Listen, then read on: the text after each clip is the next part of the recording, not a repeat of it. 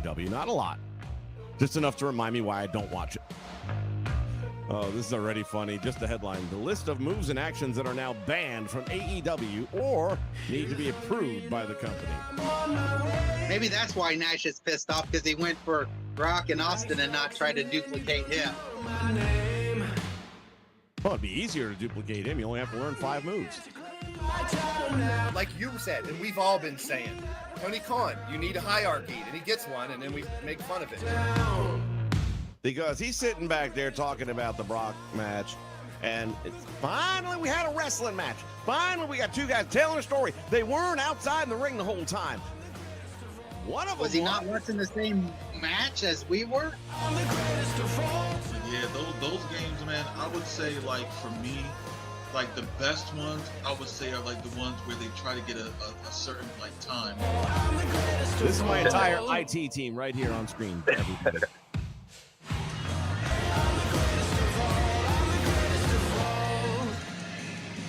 Now, ladies and gentlemen, it's time for WrestleChat with Vince McMahon.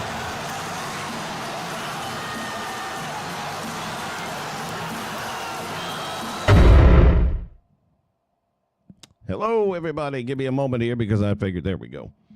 Pull everything together and get us into frame. And welcome to WrestleChat. I am your host, Vince McMahon. This is the Nation Network. I'm introducing everything for the first time because we are, for the first time in a very, very long time, not just here live on YouTube, but also going to go back to our Twitch channel a little bit here. I know I don't stick with it very often. I'm going to see if I can change that up. We've switched over to Meld Studios. I enjoy Meld Studios. I'll enjoy it more when it has a studio mode, because then you'll have that second frame that you can set things up in before it goes live, whereas right now it's a one-click thing, and if it ain't ready, then you got to make it happen on the fly. And I do 99% of my stuff live. I don't do a lot of editing, and I don't do all that kind of stuff. So, not that I can't, it's just very time-consuming, and I don't wish to take that much time doing something that's basically a glorified hobby. So that all out of the way, this is going to be the most WrestleChat of all time, because we don't have any true guidelines. We're just going to kind of flow with it all. I would love to hear, if you're watching on Twitter, let me know. By the way, for those of you not familiar, the Twitter channel is The Last Light 10, all one word. And if you go over, not Twitter, but Twitch, I keep saying that. If you go over to Twitch, it's The Last Light 10. So if anything ever were to happen to this channel, knock on wood, God forbid, that's where you'll be able to find me immediately. So you might want to pencil that down somewhere, because you never know with YouTube, man. Funny things that happened in the past. Yeah, J-Rock's out there. He's mowing the lawn. Mowing the lawn. Must be nice to be over there. It's too damn, I don't know what your temperature is, but, man, it's already like 80-something degrees over here. I ain't going outside. I ran to the store, got a few things. I'm back in the AC. I'm staying. We're getting to that part of the world where Florida's just unbearably hot. But I'll take it for all the other things we get. Yes, I did, Miracle, and I'm glad somebody, you know, the thing is, when I post these videos, then you just sit back and wait to see if anyone's going to comment on things, right? And I keep mentioning this over and over again, and it's worth mentioning. Any content creator that you like, that you want to support, no one's asking for money. Well, I'm not asking for money, but at the same time, we need feedback. So thank you, Miracle, for the feedback. I appreciate that. He's referring to a video I posted earlier this morning for the sliders on this wonderful game that we all love so much. And the thing about the sliders is, in a nutshell, it used to be just the main sliders, you know, the ones where you control all the basic controls that you would on a wrestler, and, you know, slide them up and down. 30 is the lowest you can go, and then you can go up to 100. And you'd find your little happy places depending on how good a wrestler it was. Not so much this year. You still do that, but then you have to go to all the other slider settings and really mess with them to get as close to accurate as you're going to. And even then, like I've taken all my jobbers at this point are in their 30s, and I'm not talking about age. And I have like completely zeroed out their reversals and stuff like that, and yet they still reverse 60%. I don't know what it is that 2K has to go in there and do to screw shit up that wasn't broken before, but damned if they didn't go and do it again. Like Britney Spears, oops, I did it again.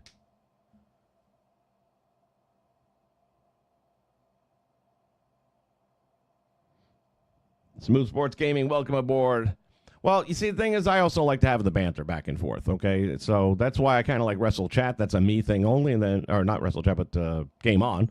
And then WrestleChat, it's a back and forth banter, and then it also gives me someone else, because again, I got to do everything over here so far as producing this show.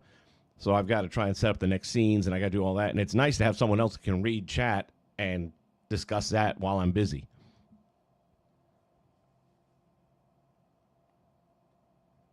Oh, you're talking about yesterday's video. I got to remember what yesterday's video was. Sliders was this morning. What the heck was yesterday's video? Remind me, buddy. I've been doing a lot of stuff.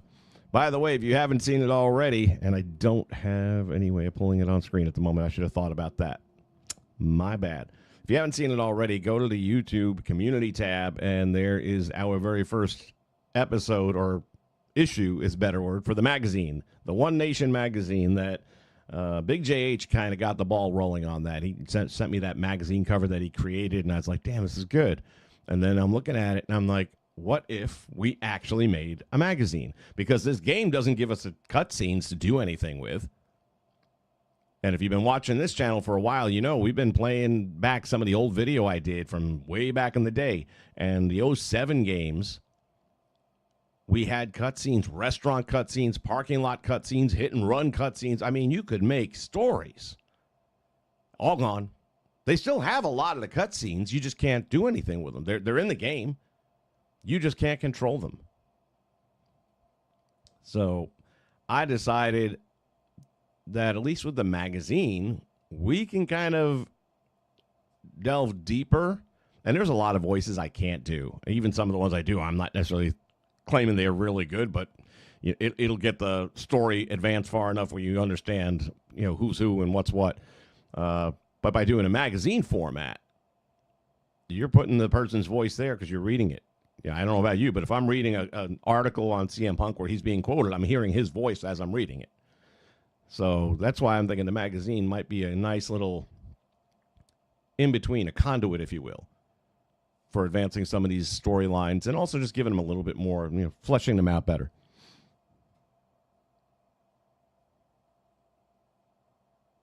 Oh, and the attacking referee. Yeah, so with 2K, and like I said, we're going to just chat about whatever we want to chat about here. In a little bit, I will throw the game on as well because I'm also trying to, again, for the Twitch fans that aren't familiar with my fun with 2K26 thus far, I'm going to give you the quick version of it. And the quick version of it is real simple. It sucks. Now, I know you probably hear that from everybody, but that's a little bit different with me. So with Twitch 26, man, I am really on a roll today. With WWE 2K26, I cannot get into community creations. The minute I go there, it crashes the game every time. And I went back and forth with Sony. I went back and forth with 2K and did everything everybody said to do. And then we finally discovered that if I set up a second account, like a guest account, on my PlayStation 5, that one works fine. It's only my main account that these problems are on. Well, then we found out the other day that if I add a second controller to my main account, it crashes the game. Which, that's a new thing, and I think it came with the new patch, but I could be wrong. It might have been a little while since I did 2 controllers. I'm not sure. But again, if I go to my second account, no problem. Well, the problem with the second account is I'm not paying for a PlayStation Network membership there. I have it on my main account. If I don't pay for the membership, then I don't have any way of really safely backing up all the save files and data. So if anything happens to this PS5, then all of the stuff I've been working on for the last 2 weeks is gone, and I'll be done. I'm out at that point. So I've got one account that I can't do a lot of stuff on, and I have another account that I can do a lot of stuff on, but I can't save it. So pick your poison with that, and that's a 2K product. Matter of fact, in the magazine, not the first issue, which is out now, but I think issue 2, I believe there's an article in there going into 2K26 and the Nation Network. So look forward to that. Anyway, you can go to our community tab, and there's a link right there. It's saved on MediaFire. Click download it. Boom, you've got the magazine. It's got covers. It's got a couple of pages in there. I promise you it's going to be a more fleshed out magazine week after week. Already, episode, I'm going to have to work on that. Issue number 2 is already done. I'm just tweaking a couple little things, and it's already better than 1. It's more pages, and I promise you when I get around to number 3, that's going to even be better. All right, so that catches everybody up to where we are at the moment.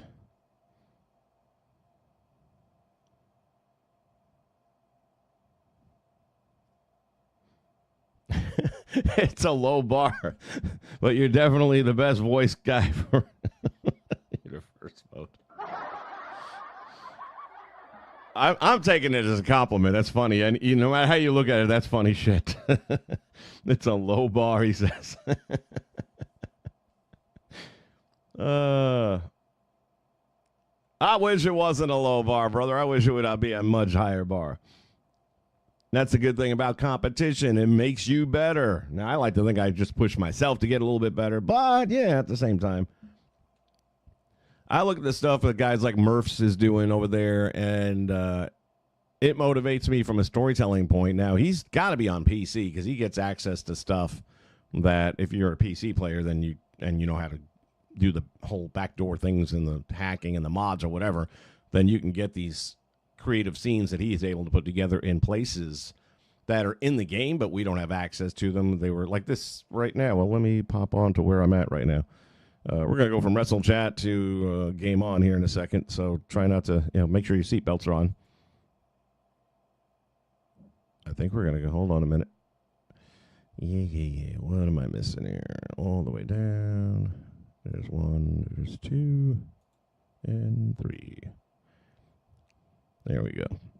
And then we're going to have to do another game on here in a second. Is that one ready? Not yet. He ain't here. There we go. Bam and bam. All right, we're good to go. If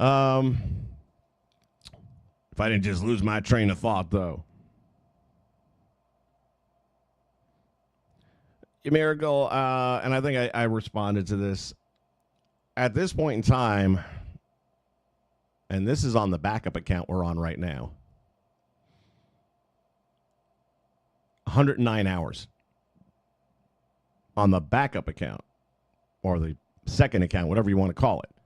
This is, oh, wait, or is this the main account? Hold on a minute. No, yeah, this is the second account. That's not counting what's on the main account, which is probably close to that. So I've got somewhere in the ballpark of 200 hours. I'm going to write all that off. At this point, no. I'm going to keep it. And I knew coming in, what did I tell everybody? Do not bitch about the game being broken because you know it's going to be broken. My problem wasn't the broken.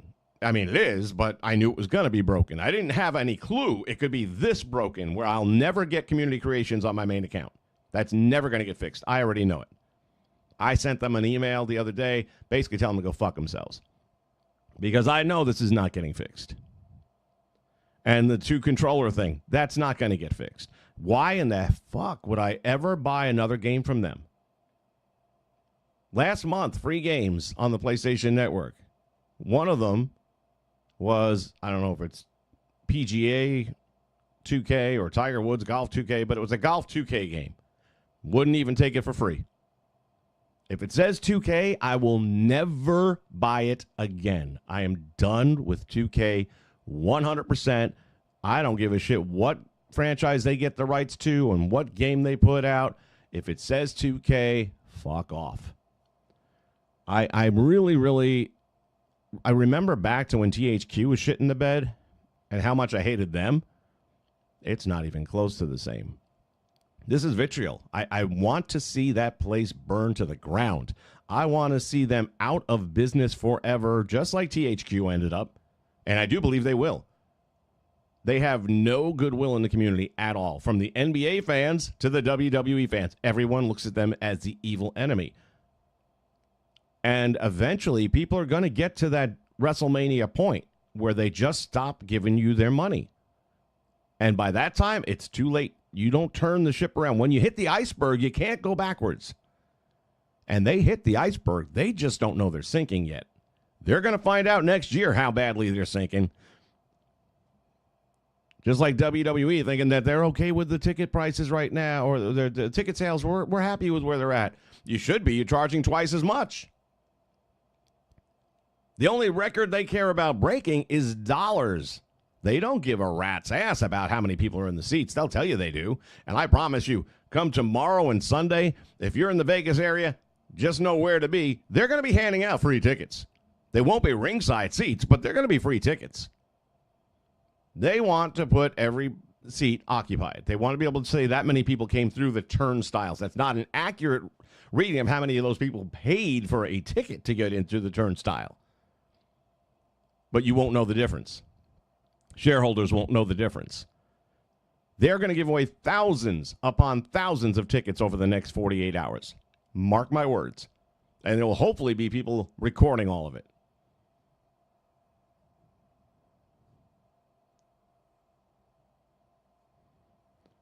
Smooth Sports Gaming in the house, and you're the smart guy, man. And if it weren't for the channel, honestly, well, it was two parts. I didn't pre-order it this year. And then my cousin ended up getting it, and I went over to his house on launch night, and I played it there, and I was actually impressed with it, but that's because you didn't have enough time to really flesh it out. So the early gameplay, when you're just using the main roster and you're doing your Inferno match or your Hell in a Cell or whatever it is, it was cool. It looked good. It felt a little better. You had these little new nuances to the game where you can back people into the ropes, and all these little extra parts made it feel better. The camera, I was really happy with the camera work. More cutting around, more close-up stuff that I had to do manually for the last 2 years. And now the game was doing it where I could focus on other stuff I have to do during production. Didn't realize that we went back 7 years ago where now any belt, doesn't even have to be a creative championship, any belt that you put on a wrestler is most likely going to clip into their skin, and badly. And if you're, again, not watching me on YouTube, jump over to YouTube, do a search for McSham. That'll find my channel. And you look at just like the WrestleMania we recently did. We rewrote WrestleMania 1. And just look at how these guys look coming out with the belts and things of that nature. The Saturday morning show. This Saturday morning show coming up, by the way, you'll see it. It seemed like it got worse after the patch. That's all I can tell you. And that's something that had been gone for a long time, where belts just, they did what they were supposed to do. Sometimes they would be a little clunky if the guy had a jacket or something like that, and it didn't. Now it's like extra large, where you'd rather it be under the jacket and maybe just peeking out through a crack in the jacket or something like that. More realistic. But the fact that it was always on the outside and a little bit extra big, and you tolerated it. You tolerated it. But now, you might see the main plate. The rest of it's like clipped into their body as if it's been embedded in them.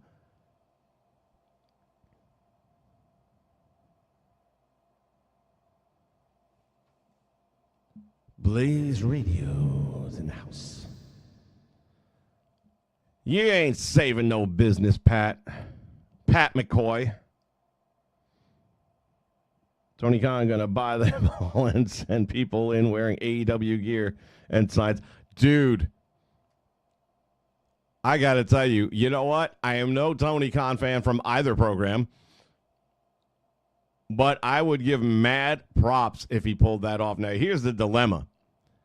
History has taught us the WWE will offer them another shirt, but they will not allow that. It's one thing if I walked in wearing an AEW shirt, but if 105 of us walked in, they'd probably have something to say about that.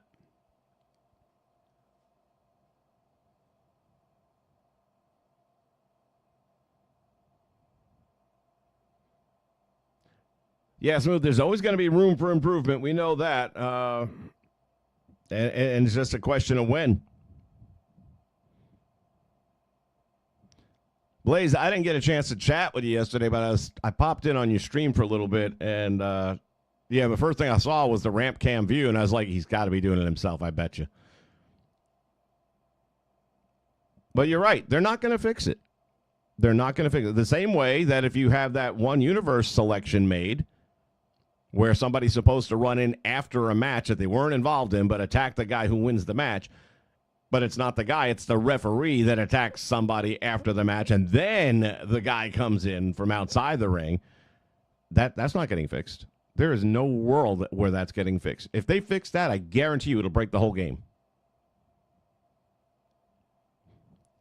Legendary Gaming in the house. Wrestling today sucks. It's why I returned to call and doing.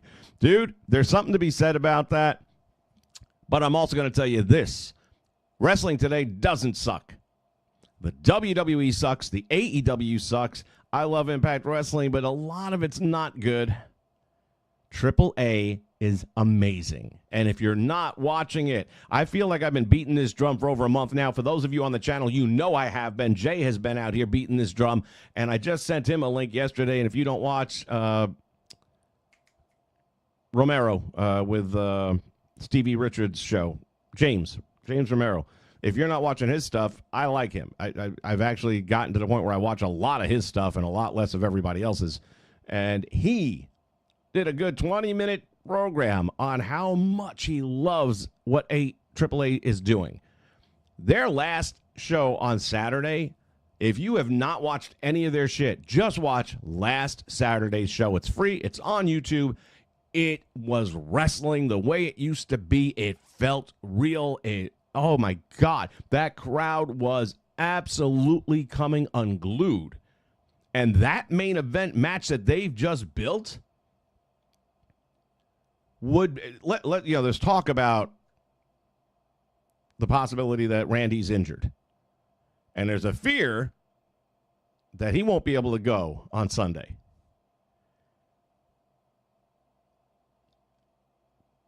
Let's just presume for a moment that that's true. I don't think it is. I think no matter what, if he's walking and he's breathing, he's going. I think the odds of him winning now are a lot lower if he's not 100% healthy, or close to 100% as any of them are going into WrestleMania. So I think that'll now make it a Cody Rhodes win and maybe a heel turn. You could do all the above and then give him time off to heal if there is a legit injury. We never know. Look what they did with Seth Rollins. So is he injured, or is that just something that's kind of been leaked out there to plant the seeds of doubt? No, I don't know. I don't really care. Let's see what happens. I care about one thing. You've already shit the bed with this match by introducing an unnecessary entity in Pat McAfee, who has no business anywhere near a wrestling ring. At this point, he has just worn himself out. I have to believe he has lost more fans than he has gained from this whole experience. I kind of liked him in the beginning when he did his thing with Adam Cole in NXT. I thought, okay, not bad. And you could see by the match they had that he actually trained for it. And then, once in a while here and there was all right. And I never liked him as a commentator. I thought, oh, my God, he's the same way I don't like Aubrey, the referee in AEW. It ain't about you. It ain't about you. But I dare you to see a match in AEW with Aubrey. The minute I see Aubrey refereeing, I'm done. I'm not even going to give it 2 minutes. Because she's got to make it about her. She's so over the top. You're the ref. You should be wallpaper. We shouldn't even know you're there. I saw a clip of, God, this will put asses in the seats. I saw a clip of Darby Allin winning the World Championship, which goes right up there with Vince Russo and David Arquette. I'm sorry. You don't have a company if your world champion is Darby fucking Allin. He's a 150-pound skateboarder who likes to do bad shit to his body. That's what you're putting your championship on. Not that Moxley was much better, a guy who just hemorrhages all the time. I'm hard-pressed to understand where that's going.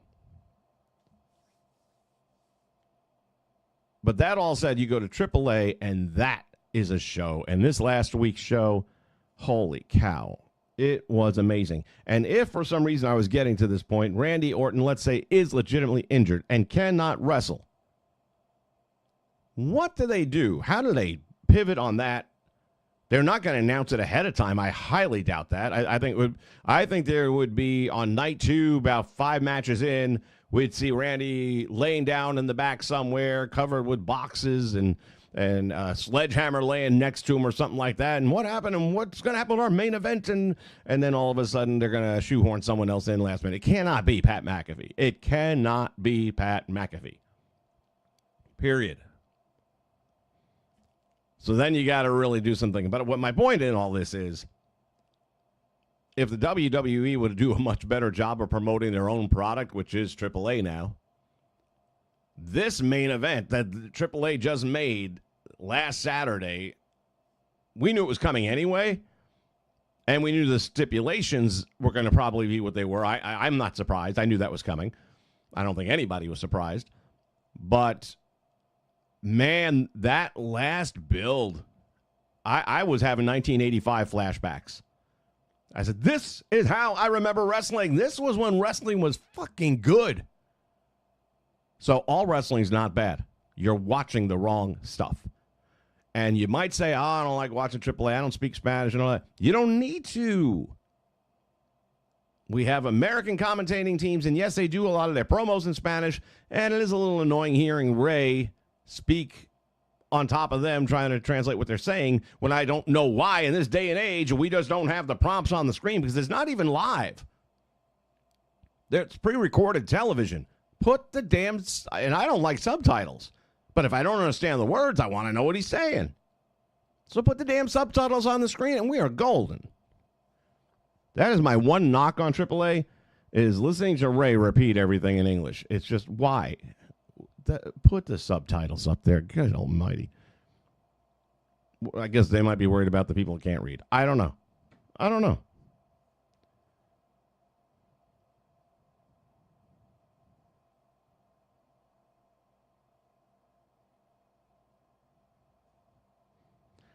Blaze, I ain't saying that Darby's not a hard worker.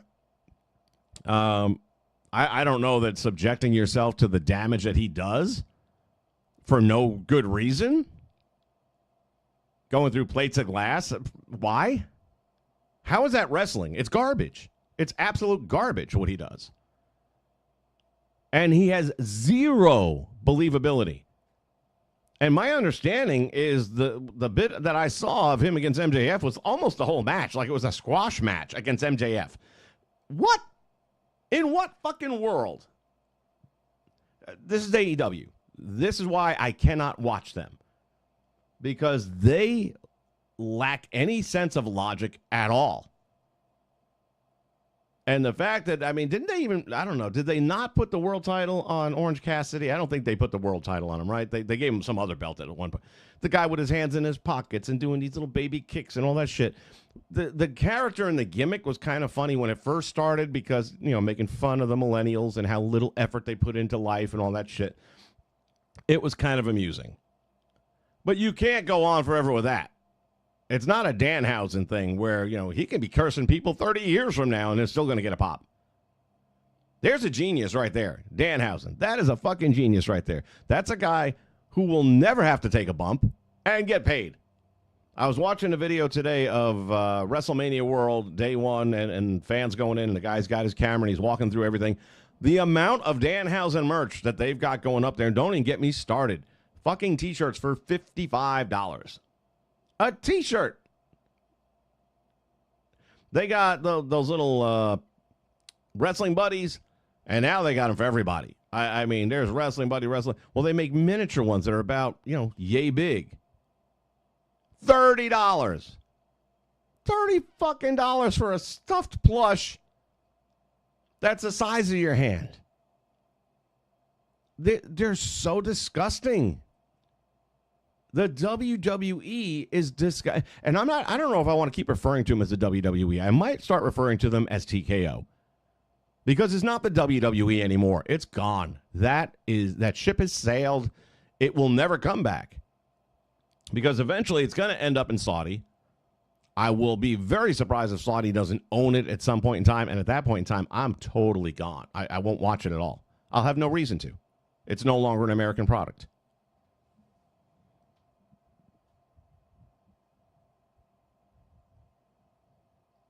Yeah, no, there's no world where they're going to put the world title on Pat McAfee. There's no world. Because I got news for you. Come the next night on Monday Night Raw, they will have historic ratings in the single digits of people just not even turning it on.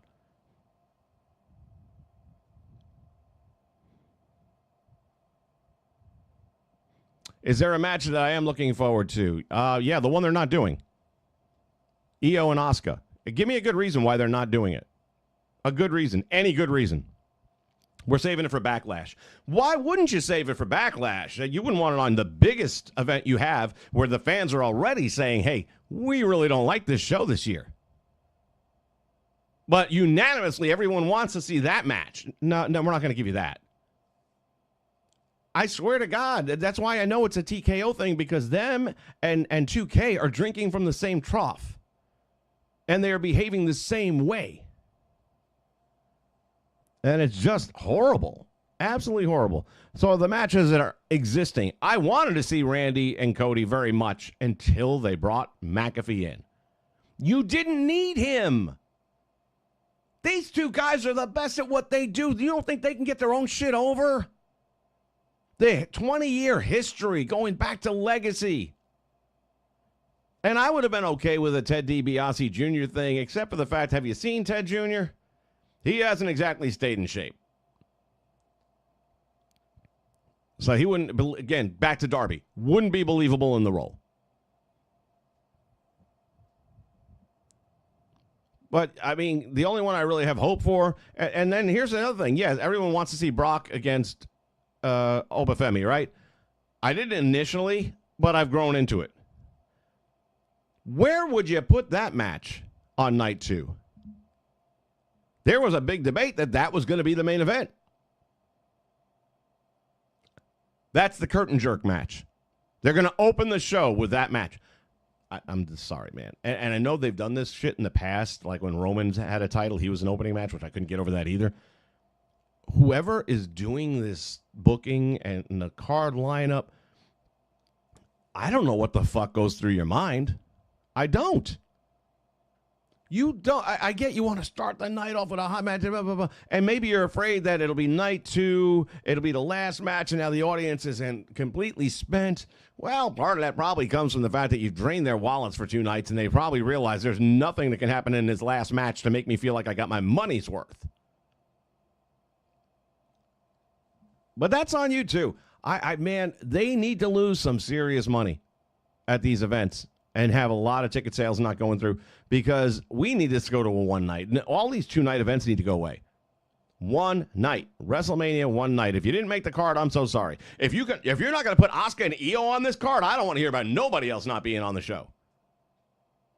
Absolutely fucking nobody else should open their mouths and say a word. And here's the thing. As I'm trying to think, are there any other matches? I can't even think of another match on the card. You got Punk going up against Roman. I had to think about it. That's how little I care. I don't care. Either way, I don't care. I don't care about Roman. I don't care about Punk. Neither one. I have nothing vested in either one of them. Tag team matches. I can't even think of one. Are there tag team titles on the line? I have no idea. No idea whatsoever. That's how little I give a shit about WrestleMania this year. And the couple of things that I cared about, you shit all over. I was going to go to my cousin's house, and I was like, you know what, dude? If I can get it on the sideload apps, I'll watch it on this screen over here. I'll do my gaming over here, and I'll just peek in on it. I'm not going to watch it. I'm not going to sit there like I would normally would with a couple of beers and some hot dogs and all that shit. You know, bring out the nachos. It was our Super Bowl, man. We do that. Not this year. I'm not doing any of that. I don't give a shit, and I know I'm not going to watch most of it. The ladies' tag team match. I'll probably give a shit about that a little bit because you got Alexa in there, and I love Alexa. Yeah, so that might be the only other match I can even think of where I give a shit about watching it.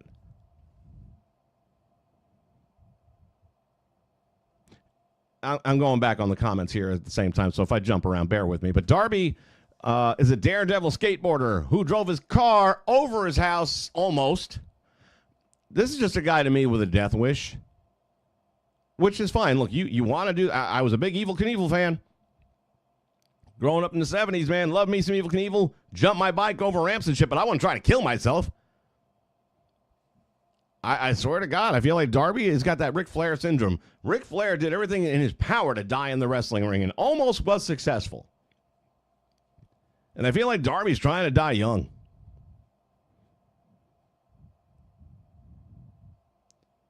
Yeah, dude, everyone agrees that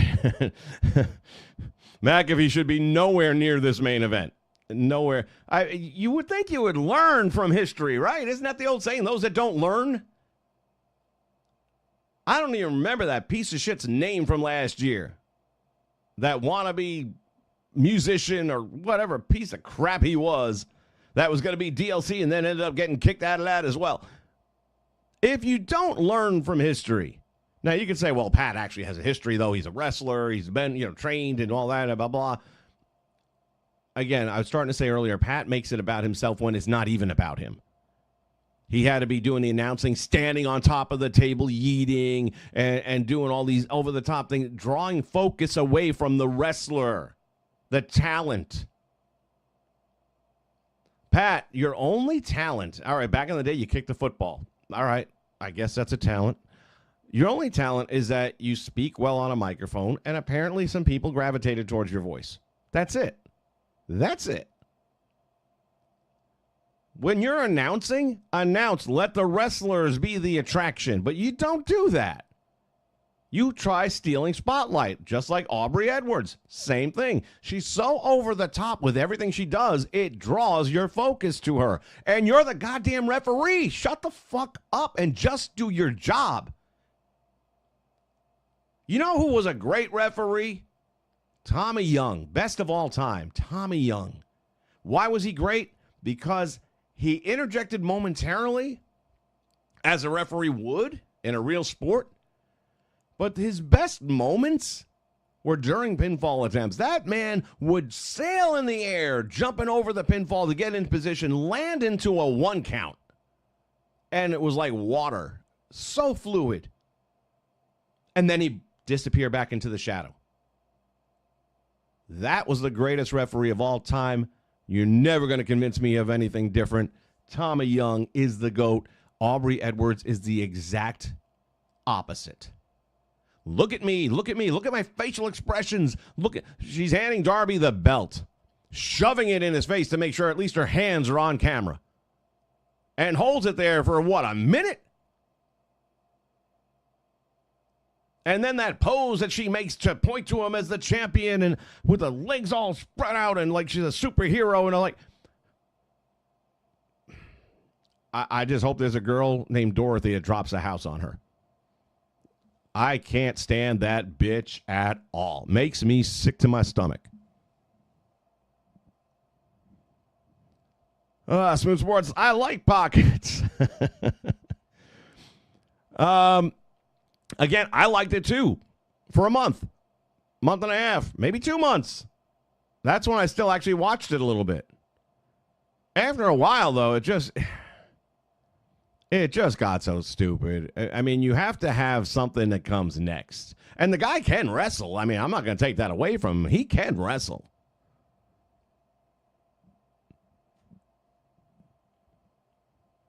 Danhausen is a cash cow, dude. I still have. I should have worn it for this show. I've got my Danhausen T-shirt from back when he was an indie wrestler. I probably, and I've got a lot of T-shirts. Okay, I would say I probably bought 4 in my life that were indie wrestlers, and I mean indie wrestlers because they had never made it to the big stage. They might have gone later, like Danhausen. So I bought his. If you remember, he did a ripoff of the CM Punk one, the white T-shirt with the CM Punk looking flag thing going on the front, but instead of the stars, he put the teeth. So I have that. He was selling merch to me, and I don't buy merch from people I don't watch on TV regularly. But that's because his act got over with me on YouTube. I was watching him on YouTube, and I was watching him do these things, and that's why I keep saying, if they don't spend the money, he's making the money. He is making them money. Spend the money. and get the rights to Tequila, the song. If you don't know why I'm saying that, you need to go and look at old Danhausen matches from like 10 years ago. Because it was funny as fuck and it would bring the house down.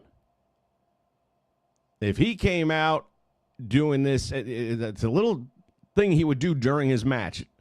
Kind of like, what was her name there? Corey's wife, the announcer, or the broadcaster.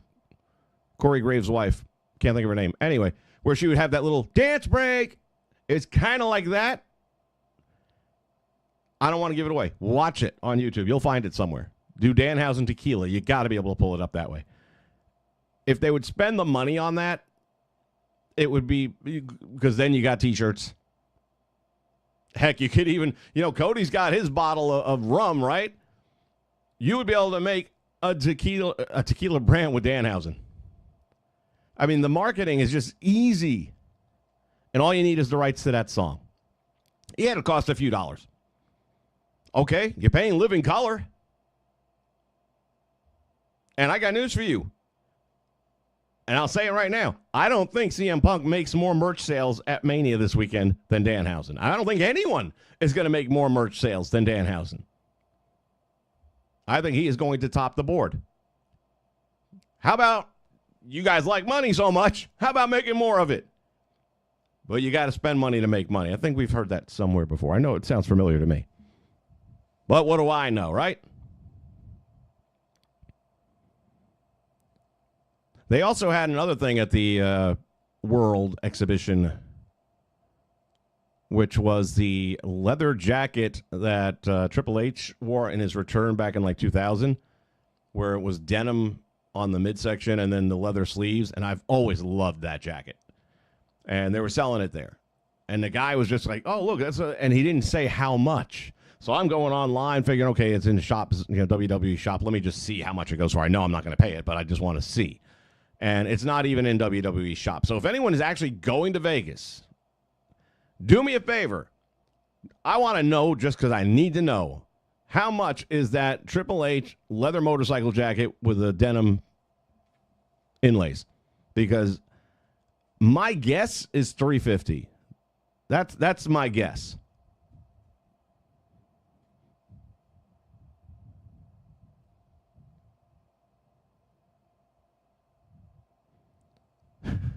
Monstar. I only need a Chelsea Green wrestling buddy the size of my hand, he says. Bum. Incompetence is the season, or is the reason. Well, the reason and the season. Half the fans today wouldn't even know who DiBiase Jr. is. You know what? You're right. And the good news is they could probably get him for a lot less money now. But even the fans that do know who he is it going to elicit a pop? If we were sitting there ringside and all of a sudden we see DiBiase jumping the guardrail and we recognized him, because if you've seen him lately, he doesn't quite look the same. But if we did recognize him, would it be like, holy shit, Junior's here? No, we'd be like, oh, really? That's what you're going to do. Okay. Now that we're just shitting all over it, he's probably the one that's going to come out.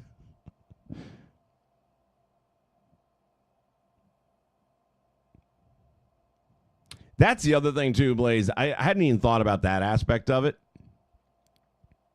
Having the Omafemi Brock Lesnar match first puts it on ESPN. That first hour is on ESPN. It's still a throwaway match when you put it on first. I'm sorry. That's not to say they won't have a good match. I hope they do. But to open the night with it, and they've done this again. In the past, they've done it. They've put major titles on the line right out the gate. And I'm like, this is not the way you book a show. You build. I mean, realistically, you'd be hard-pressed to put that match on second to last. Because if they do what I think they're going to do, then who wants to follow that? Good luck. Look back on WrestleMania 25. What happened after Shawn and Undertaker? Nothing. Nothing happened. Because there's only one thing people kept talking about that night and every night after. That match. That was the match, and it should have been last. They put Undertaker on last in many years before without titles on the line necessarily. Sometimes the title was, but not always. The streak was its own title. I'm just telling you, man, you can... I think they're going to really just screw the pooch on this, but we'll see.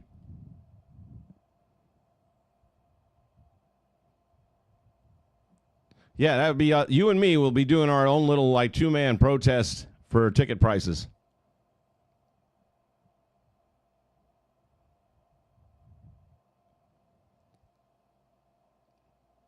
Yeah, Smooth Sports. Somebody on Twitter the other day said to me, said in general, not to me specifically, that are we still watching wrestling? For those of you that are longtime diehard fans, are you still watching? I said, I don't know if it qualifies as watching. I said, I wait till the next day and I get the 10-minute recap and I'm done. I don't sit there throughout the entire program. Those days are over. So I may be in the same boat where, even struggling to look at some of these highlights sometimes. And again, I don't do it so much. Now, let's talk about something else here. Let me get caught up on the comments, and then I'm going to jump into part of the title of this video. I got a site you can watch it for free. I ain't paying. Yeah, dude, that's why I was saying anyone who doesn't have side-loading apps, if you have side-loading apps and you know what I'm talking about, then you're not going to pay to see it. I'm certainly not going to pay to see it, and that's what I'm saying. I'll keep it on this screen over here, and I'll check in on it. Meantime, I'll be playing the game over here. Robin the Sunflower Seed again, Mooney. Rob? I have no idea what that... I got nothing on that. I don't know what that even means. Caesars and slushies and potato chips can't have the sunflower seeds. All right, you guys are into your own thing. I have no idea what you're talking about.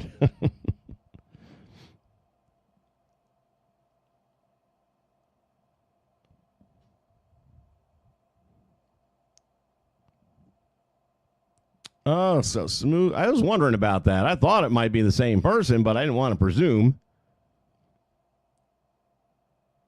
I've seen a few different people whose names ended up changing, and they were like, oh, this is actually so-and-so. I'm like, oh, shit.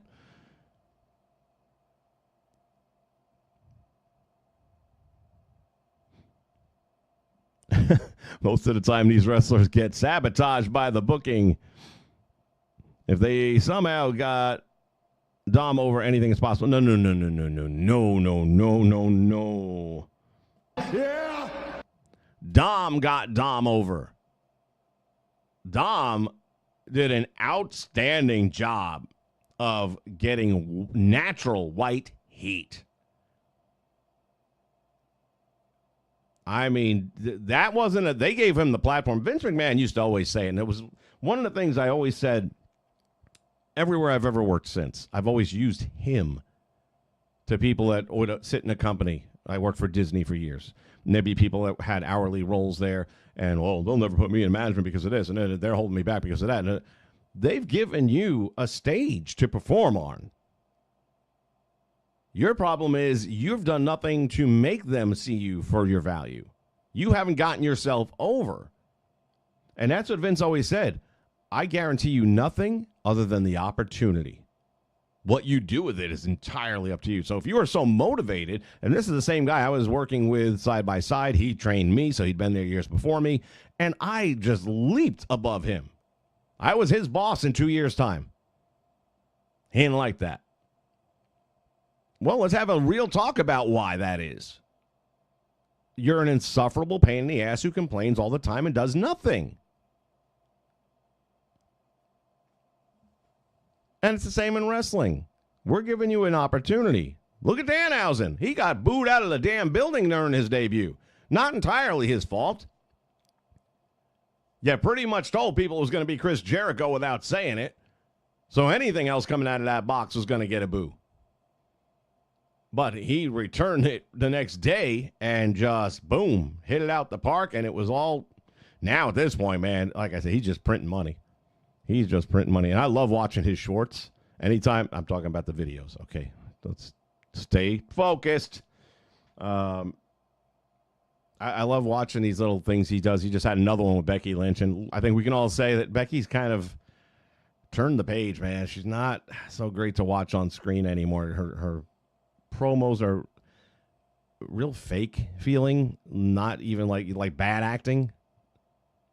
It's not going well. But her and him together wasn't so bad, which is a credit to him. Because I feel like AJ Lee has always been solid on the microphone. Not lately. But I'm wondering now if Becky hasn't pulled her down. The same way I know Danhausen has pulled Becky up with these little mini clips. But that's a testament.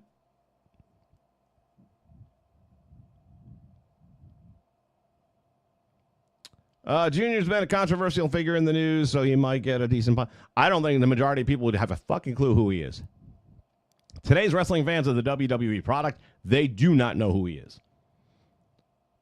In that big-ass stadium, I would say if 20% knew who he was, that would be a shocker. If 10% reacted to it, I would be floored. I don't think, number one, I don't think most people are going to know him. And the ones that do not want to see him. He wasn't, look, he'd have a career if he wasn't boring as fuck. He wasn't over when he was in the ring. I mean, he could wrestle. It wasn't like he didn't have the skills for it. But personality-wise, it just never happened. It just never happened. And the closest they ever came was making him, the $1 Million Man 2.0, but the copy's never as good as the original.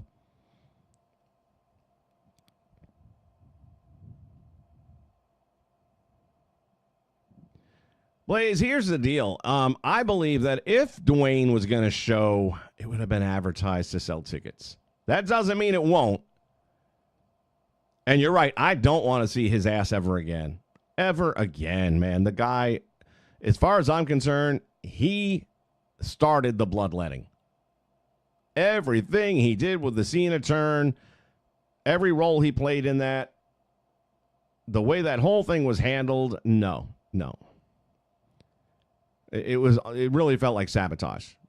Industrial sabotage. Corporate sabotage.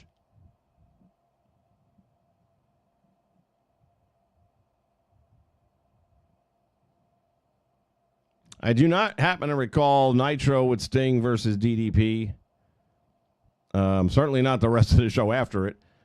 And that's my point. If that is your main event, that is your go-home match. If you're booking too much and the fans are burnt out, that's on you. This needs to go back to one-day events. Whether or not it ever will, I don't know. Monstar agrees with me. I love it when people like-mindedly come together. That was the one I actually wanted. Yeah. Dom did an amazing job of getting himself over.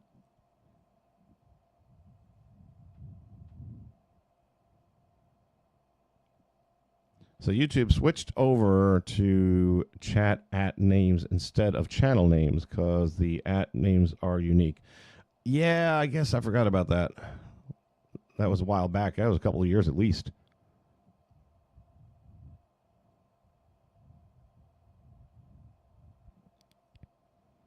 Now you won't see John Cena or Roman Reigns in the chat. Yeah, I'm not so sure you could see John Cena either way.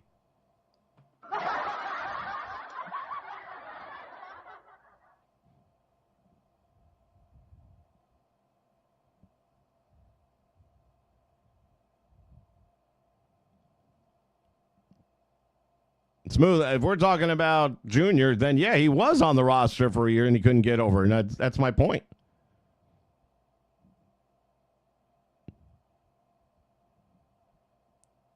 Or are we talking about Dom? Hold on, I'm reading your second comment here.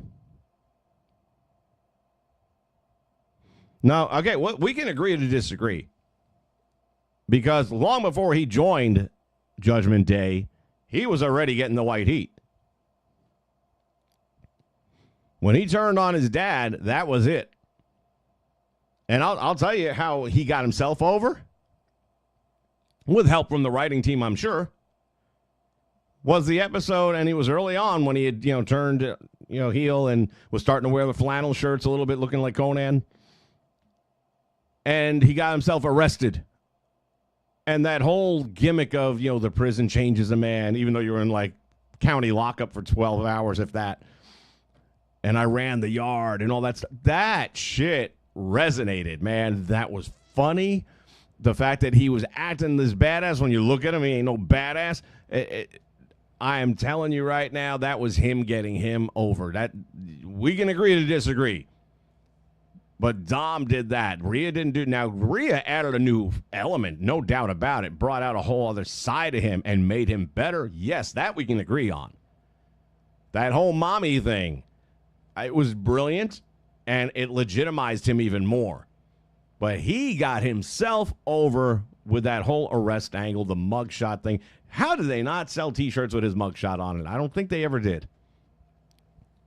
But that might have been prior to Trump getting his mugshot. Because, boy, you saw how mugshots sell T-shirts after that. Curtis Axel was the same thing. Now, here's a difference. Boy, oh boy, you just brought up one of my names, man. I love me some Curtis Axel. I just hate that fucking name. Joe Hennig. Let him be Joe Hennig. The son of Mr. Perfect, the grandson of Larry the Axe Hennig. He could wrestle. He was very good in the ring. He could talk. He was no Dusty Rhodes and CM Punk, but he could get you to, listen to him talk for a match. But you put these stupid gimmicks on him and you make him part of the three-man band or whatever loser squad he was on, the B-team shit. He should have been. Here's the thing. I saw a podcast, what's his name? Sean Mooney podcast, talking about Tito Santana. And when they switched him to the El Matador gimmick. And according to Mooney, Tito loved the gimmick. And I'm like, I have heard him do interviews where he hated it. I hated it. I'm a huge Santana fan. He's my number one guy of all time. I couldn't stand the Matador bullshit. It gave him a gimmick. He didn't need a gimmick. It's professional wrestling. He was a phenomenal professional wrestler. He was a talent. He got over it. He did good mic work. They were that close. If not for the Hulk Hogan acquisition of '84, he was going to be the world champion. He was being slotted to win the world title. How long he would have held it, I don't know. But he was getting the world title. And then they signed Hogan and all deals were off. That's business. Shit happens. But he does not need a gimmick. And I can't tell you how many times I've seen gimmicks ruin what could have been a good wrestler. We'll never know.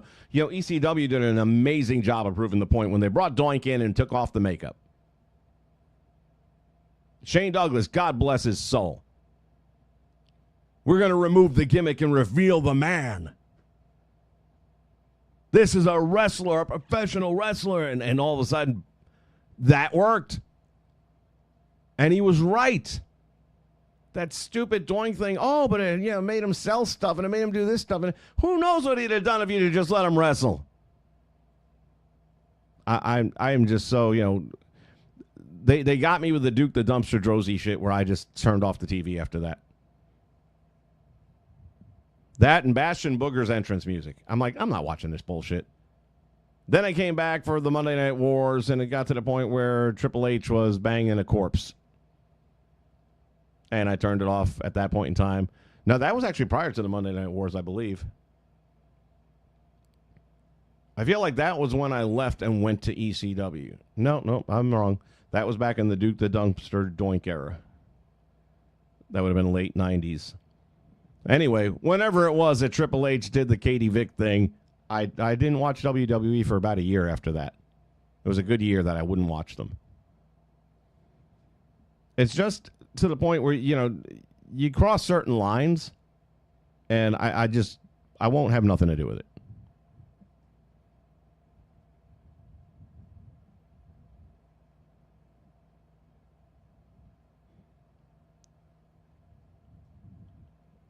Yeah, the one-day event thing has to happen. It just has to, because people don't have the money.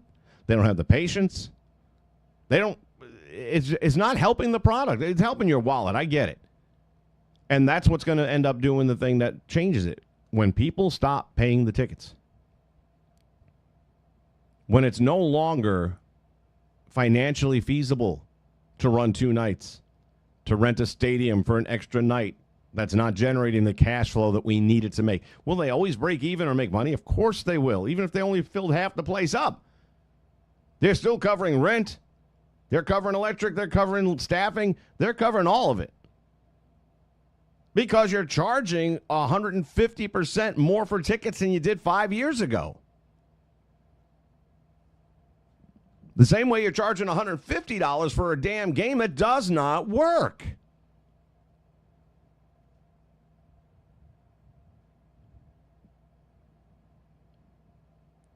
My daughter is going to her first big show at SummerSlam in Minneapolis this year. She bought the tickets like 2 years ago. How much did your daughter pay for those tickets? And I wish her good luck with the weather, because those outdoor events, you never know. Judd's in the house. Hello, sir.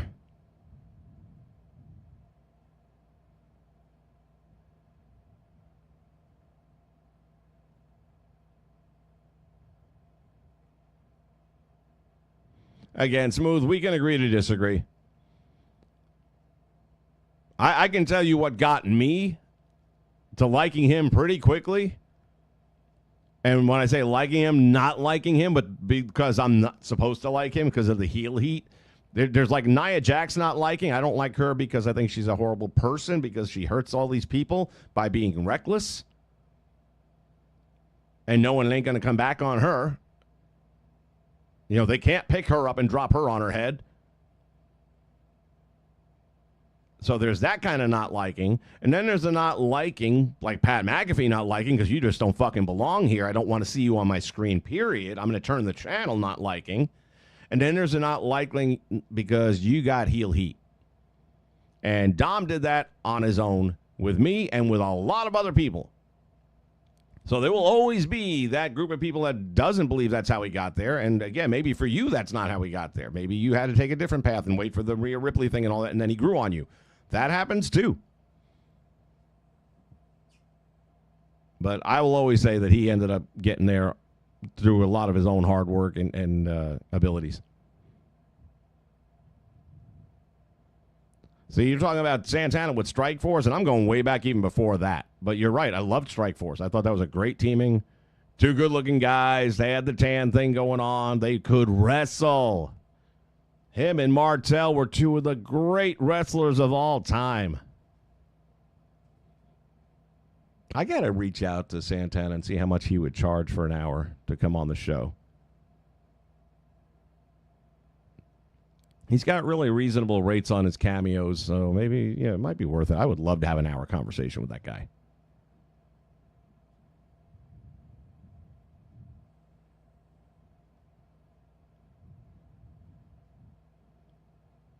A good gimmick can make you hide your flaws, though. I'm going to disagree with you again, because you actually threw out some really good examples there.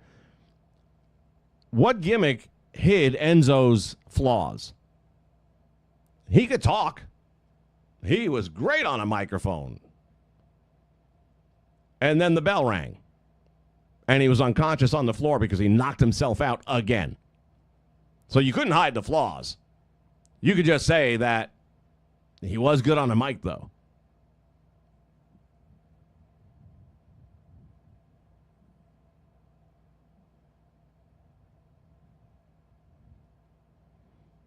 Amore is probably the worst male in-ring wrestler of all time, yet he was selling almost as much as Cena.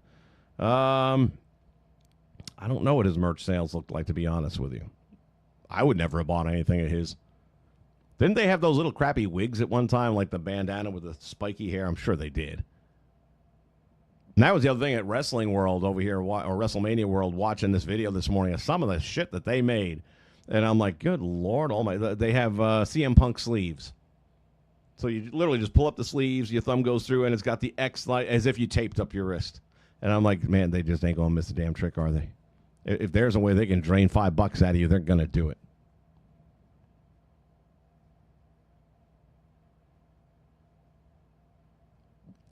Dude, all right, well, we got a couple of things. When it comes to Mania and Saudi, there may not be a Mania in Saudi, because if there is still a war going on, or if Iran is still acting stupid, then ain't nobody having WrestleMania in Saudi, because you're not going to get performers to go. Let's assume that Iran has been brought to kneel long before that, which I believe will happen. I think Sergeant Slaughter's going over there to take care of business right now. And you're still going to have nothing. You'll have the Saudis go there, and you'll get a couple of, you'll get some fans that'll do it. Not like you're getting, when they come to Orlando, not like you're getting when they come to Vegas, not like you're getting when they go to New Orleans. It ain't the same. It's just not. It's not viewed the same. Saudi is not a light venue. And I don't think a lot of people are going to. I would not feel comfortable being in Saudi Arabia. I would just feel very uncomfortable the whole time.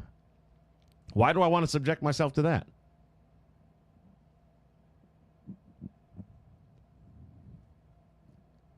So I do think next year we are going to see a massive drop. But Saudi don't give a shit. They'll buy the tickets themselves.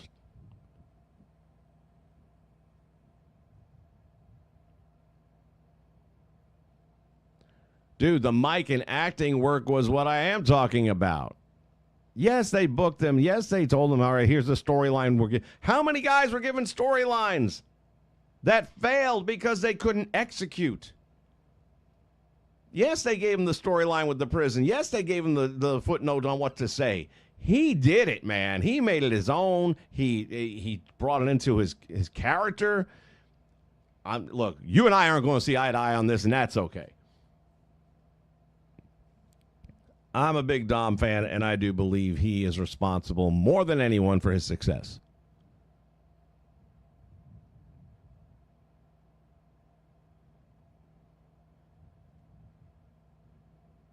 Now, if we're talking about Enzo, I don't think around this channel we never overlooked it. Matter of fact, we talked about it. If you're going to be a mouthpiece, then maybe that's what you should be. You should be the mouthpiece for Big Cass. And you can be that manager. You got the size for a manager. You're not a big guy, but you can take a bump. So maybe you're the manager for Big Cass. You always want to have that little yippy dog, the Jimmy Hart character, and go that way. But we were calling him out for the wrestling. Don't get me wrong. Even when he was the 205 champion, is like, why? What was, why do I give it? First of all, I didn't care about the 205 program, but I certainly didn't care about him being their champion.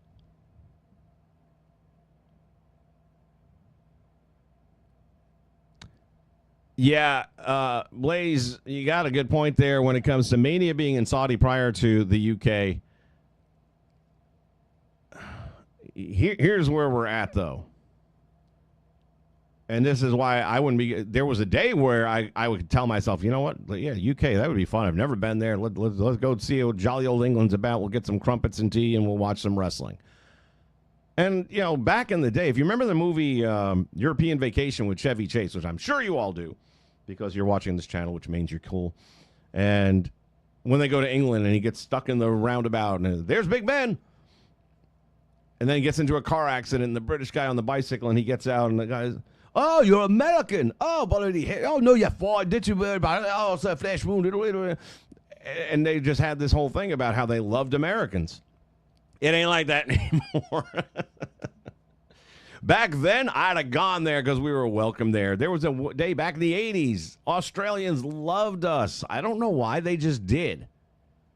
And I would hear from people that were stationed overseas that would go to Australia, whether it were, not that there was ever like an occupational thing going on there, but they would go there on their time away from the military, let's say, and they'd go to Australia. And as soon as they found out you were American, they'd drag you into a bar and they'd be giving you all these free drinks and all this kind of crap because they loved Americans. We don't really have that presence in the world as much anymore as we used to, and it's not about recent politics, believe me. This goes long prior to that. Okay, it's been something that's been on the decline for a decade now, and it also has to do with the fact that these other countries have gone a little bit off the wacky side, even compared to us, which is saying something. But in the UK, for those of you that don't keep up with current events in New York or in news, if you post something on social media to the point of saying this government official fucks goats, you're going to jail. They come to your house, and I've seen it on video. I know it's true. They arrest you now for social media posts that they don't agree with. Not because you're threatening bodily violence. Not because you're trying to stir up a group of people to rise up together and do this or that. Simply because you called out somebody who's high up in Parliament. And they arrest you. So am I going to that country? No, because I'm me, and I'm going to say what's on my mind. If I'm getting arrested, it's in this country.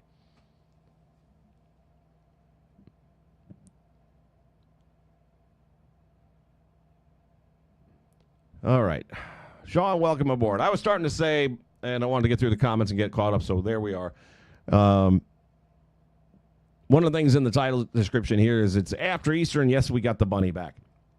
So the bunny, for those of you not watching and not aware, TNA Wrestling, I still like calling it Impact. I don't know why. But TNA Wrestling has been doing these little vignettes for the last several weeks. And I know a lot of people here are going to look at that and this is stupid. It is stupid, but it's good stupid. And I have said this for many years now, good 6 years. There is something about Rosemary. I don't know what it is. It's not like she's a great in-ring performer. She's a good in-ring performer. I'm not saying she's not. But there's just something about her, much like a Danhausen, that whoever you put her with, it just seems to work. I remember when she was with Taya Valkyrie, and I forget who the third person was in their little group, and this would have been about 5 years ago. But they have this thing where they go into I think it's referred to as the Dark Realm. One of you guys will know I'm probably off on one word. I know Realm is in there. No Bad Bunny. This person actually belongs in wrestling. So they got this Dark Realm is what I'm going to refer to it as. It might be some other name. And usually it's like 1 or 2 episodes. This thing is strung out like a mini series. And I highly encourage you to watch it. Because in the Dark Realm, anything can happen. And it's in this wacky storyline. And they generally have to like decorate places. When they were at the place I was working at for a couple of shows, they didn't do Dark Realm stuff there, but they did other stuff where they kind of changed a closet area and just decorated it up to look like more of a boiler room, let's say. And working there, I knew that they don't look anything like that, but they put some stuff and they draped stuff around. They gave it the look they needed it to have to get their point across. Well, they've been doing a lot of decorating, trying to make this Dark Realm stretch out over probably 7 weeks. And the last few episodes have been really particularly good because she sucks Tessa Blanchard into the Dark Realm, and then we see Father James Mitchell, who has always been the leader and the ruler of the realm. So that all going on. Then all of a sudden, I think it was 2 weeks ago, we saw the bunny appear. Now, the way this all played out is you had Rosemary guiding, I don't know if it was Alicia Fox. I'm not sure. She was with some other female walking her through the realm. And she's like, you need to just follow my instructions and do what I say. She said, roger that. Wrong rabbit. And then poof, there's the bunny, just pops in. And she still has the wounds in her neck from when she was killed 3 or 4 years ago, and probably 5 years ago now. What am I saying? And that was a big thing back then. They didn't just write her off. They killed her off the show. And they're like, okay, TNA has finally done it. They killed a wrestler. Well, how are you going to bring her back if she's dead? You go to the realm because anything can happen in the realm. And as of the last episode, Bunny is back. And I'm happy for her. She's cute as all hell. She's a good wrestler, I think. I mean, I wouldn't say she's great, but she's good. I like watching her. Not just because she's cute. That's a part of it. And she's just been off TV so damn long. AEW never did shit with her. That's the thing. Tony likes to sign a lot of people and then doesn't have any idea what to do with them.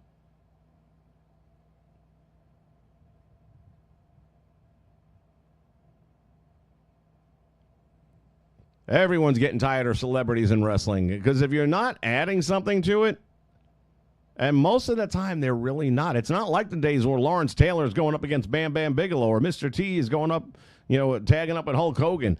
I mean, Johnny Knoxville didn't do a bad job in his match.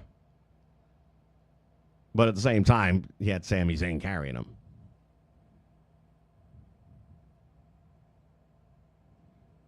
Rosemary is looking to collect the 7 deadly sins through this story. Well, there you go. Thank you, Jay. Appreciate it. I just enjoy watching those things because she's amazing in these roles. And I was saying it even back then. The comedy genius between her, Taya Valkyrie, and I can't remember the other girl's name when they were together a few years back. It was a main player on their roster at that time. She was a big girl, too. I mean, just, shoulder-wise. And, she had some size to her legit. Like, this girl would probably kick your ass if she wanted to.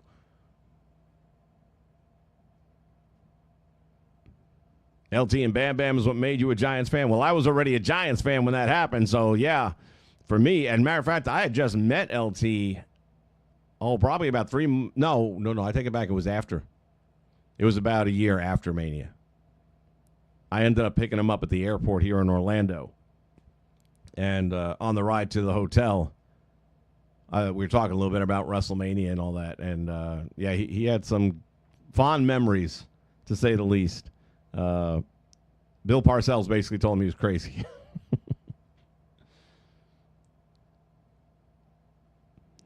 All right, let's see. While we're doing this, I'm going to try and unlock some more stuff on this page because I've kind of come to the conclusion that I'm going to probably about what happened in your match. You think? Do whatever it takes. Yeah. be using this alternate account also for my Monday Night Wars stuff. You're lucky you have a I'll be ready. Or I might share that between the two different ones. I don't know. We'll see. Because on this one, I can go to community creations, and on this one, I can download characters and stuff like that and add them to the roster. Whereas on the other one, I have to make everything myself. So the main count, I guess, is just going to be my extreme stuff, and I'm going to start doing some of that in the near future. I've just been doing so much work with sliders trying to get this game to play right. And I appreciate you guys that have come up with ideas and suggestions, and I apologize if I hadn't always seemed receptive. I know somebody had said something about, well, just use 2 controllers. I'm like, why do I have to use 2 fucking controllers? I paid $150. Why do I have to do that? Now I can't even do 2 controllers. It crashes the game.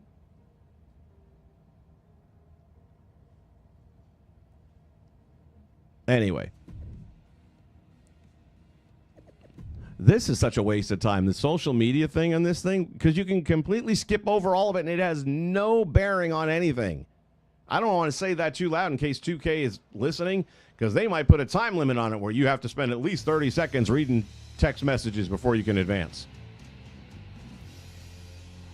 The way these pricks like to operate. Oh, we got a tag match, do we? I threw this guy together in literally 10 minutes. Because I honestly just want to unlock. I'm trying to get Dusty and Big Papa Pump. So, if you don't watch or if you haven't seen Smack Talk's most recent... Oh, yeah, I remember this. Most recent things you didn't know. Thing I didn't know. Ooh, this is going to be interesting. And everybody misses.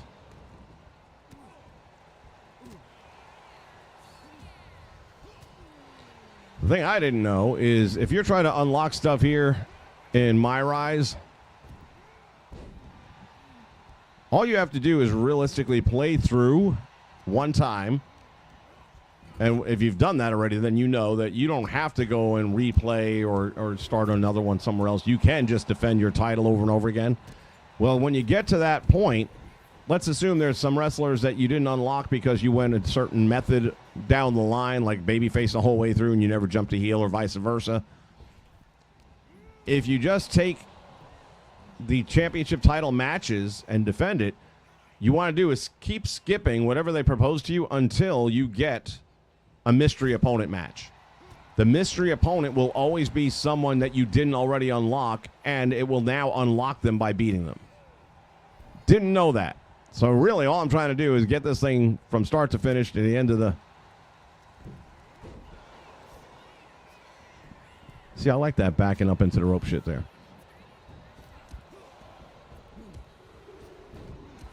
Now, in the meantime, I do want to get Dusty right away, so I've got to get this thing advanced enough to have my next opportunity to switch. Right now, I'm heel mode, and I need to switch it over to babyface to get to Dusty. And at that point, I was just going to say I'm done. I got Dusty, but I also need to get 104 points, I think, to unlock Big Papa Pump.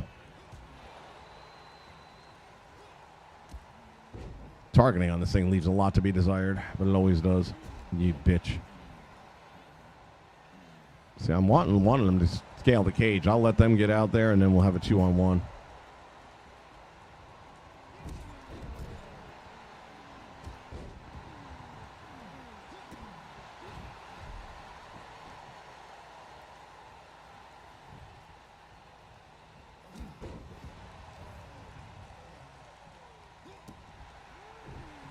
Ooh, breaking that arm. Taste the steel, unless he reverses it. Ah, I blocked you, bitch.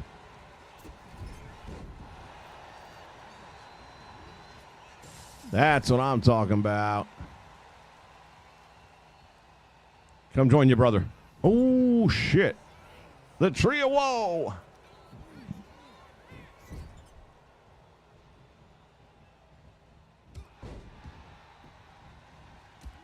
Almost. Thank you. Good pick.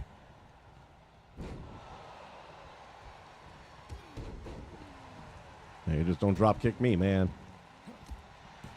Uh-oh. Ah! Hey, Hector Flores is doing pretty good in this one.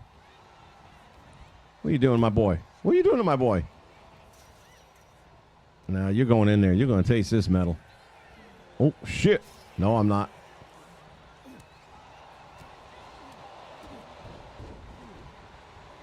Shit. Go ahead, go. I'm going to let you go. Let him go. Let him go. Let him go. Ah, shit. We'd have had a 2-on-1. We'd have beat this boy's ass, and then we'd have got out of there. But now you had to be hero and say, you can't escape the cage. It's fucking math, dumbass. 2 against 1. We win. Oh, I like that move. See, I can escape, but then my boy, I know he ain't getting out.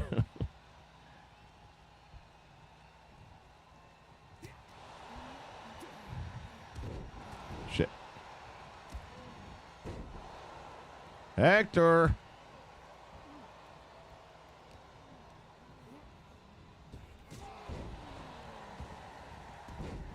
I do like that move. Damn you, Hector.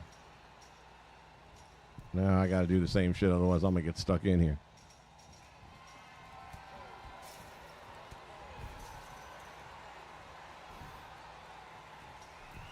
This is backfiring.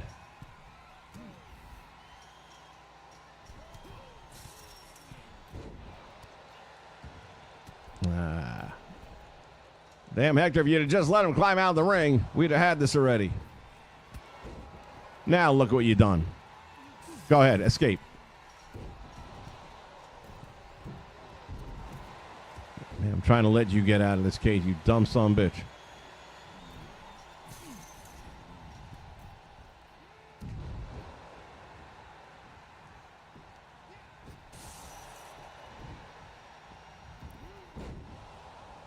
Oopsie. Go, Jay. That's it. Good guy. Nah, let him go.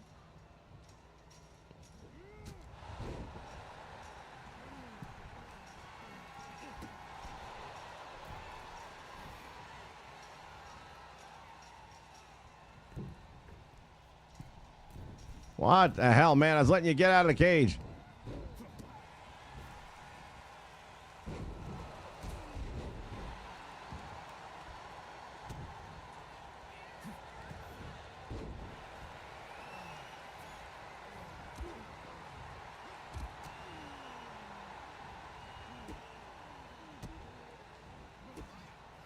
Come on.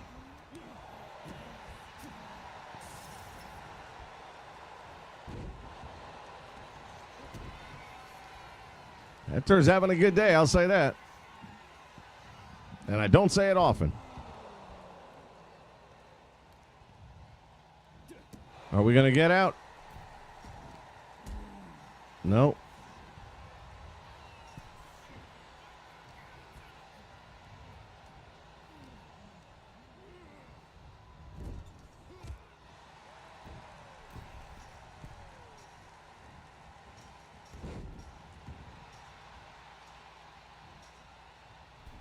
Let's go.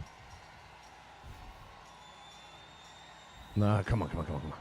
Get up there. You bitch. Get up.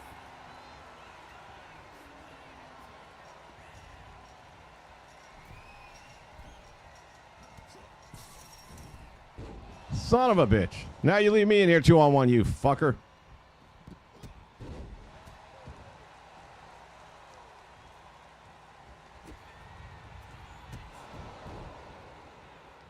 Get up. All right, go. Get the hell out of the ring. Ah, shit. Fucking Flores.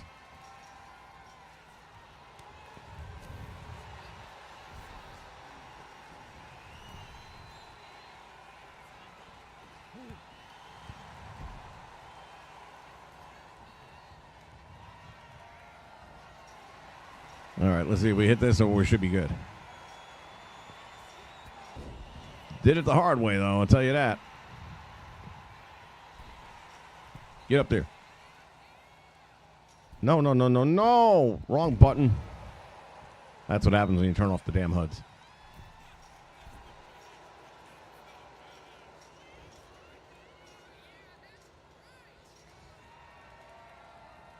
Come on, let's go. Time is money.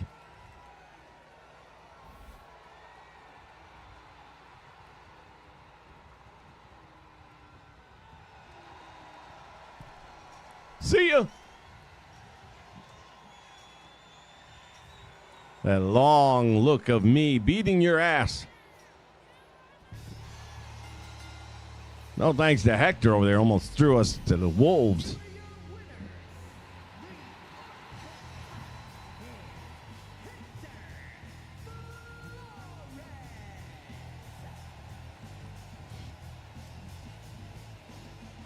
The animation is cool for that push mechanic, but it's locking up position and it's nonsensical. I've seen them collar and elbow and back people up in the corners and into the ropes. I like it.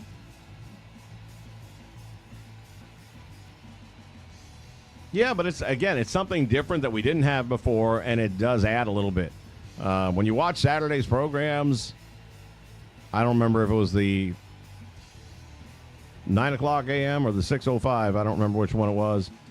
But on their own, they did a really good start to the match. I won't give anything away, but you know that they can come out and either face off or whatever it is. And I don't even remember exactly what it was. I just remember going, oh, damn. Oh, I do remember what it was now. Never mind. It was something I hadn't seen in the game up till this point in time. I hadn't heard anyone talk about it. And it was something that you would see in wrestling all the time back in the day. So tune in Saturday and you'll see what I'm talking about. Again, for those of you just joining us, or if you're joining us on Twitch as well, welcome aboard. I know I don't do a lot on Twitch. I'm trying to change that a little bit and build that channel back up a bit. I've been putting it to good use. All right, don't need any of this cutscene crap. I can be honest with you, I have not heard the dialogue yet because I've skipped it every I time. have 2 words for you, and that's not a. Are we? Nope, we still are not there yet. Like I said, you don't even have to read the social media. And then they have that nice little square button down there hiding somewhere behind my camera. Where if there were social media, you just hit the square button and it all goes away unread.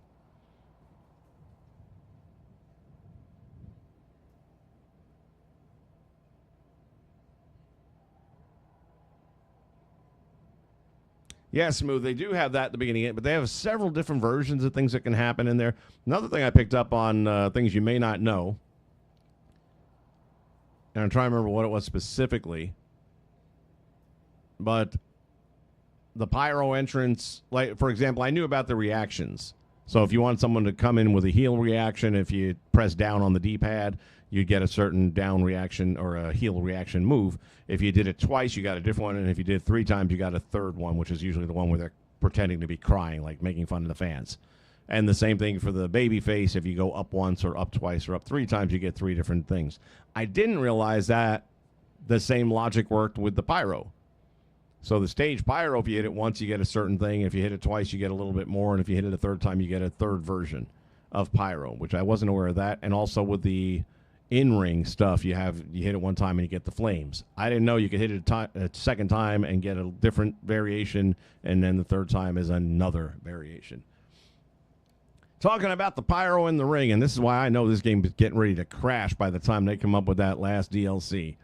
After what we saw Danhausen do in ring to get his first victory, they have to put that in the game. All the pieces are there, but I got a funny feeling they're going to fuck this up pretty bad.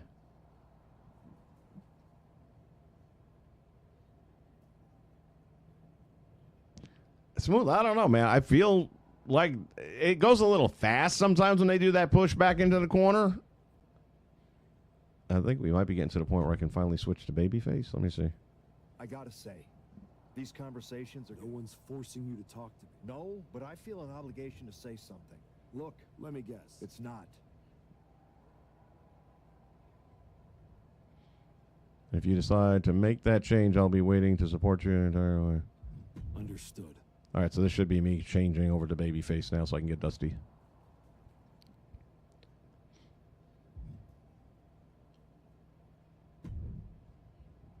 I told you I'd be ready.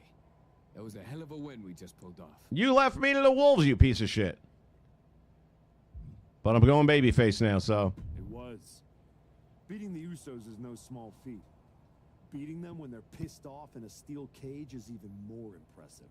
I've heard that we're next in line for a shot at the tag titles. Yeah, it ain't no we. Focused on the WWE Championship. That's right. Why not both? Imagine having a title belt.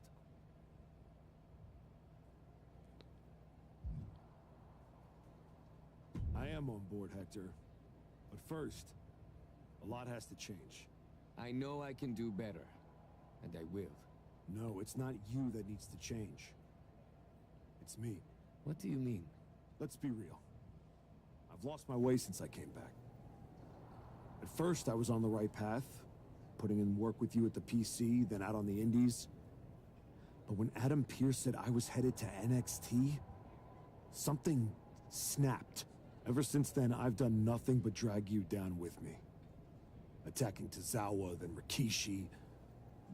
All right. Despite all that, you've been loyal since day one. Maybe a little of both? Oh, they love each other. You didn't force me to do any. I guess I thought I could shortcut my way back to WWE. Well, then... Riding my coattails. I know what you thought. What's that? Apologize to a lot of people.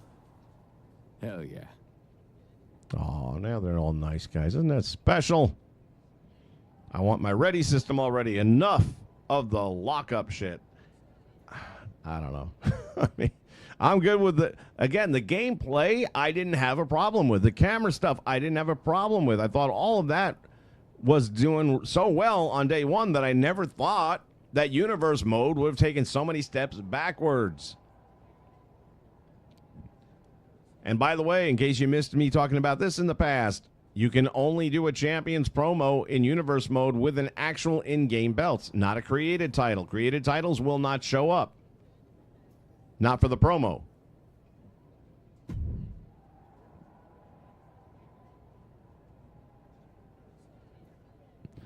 That smooth we can definitely agree on. 100%.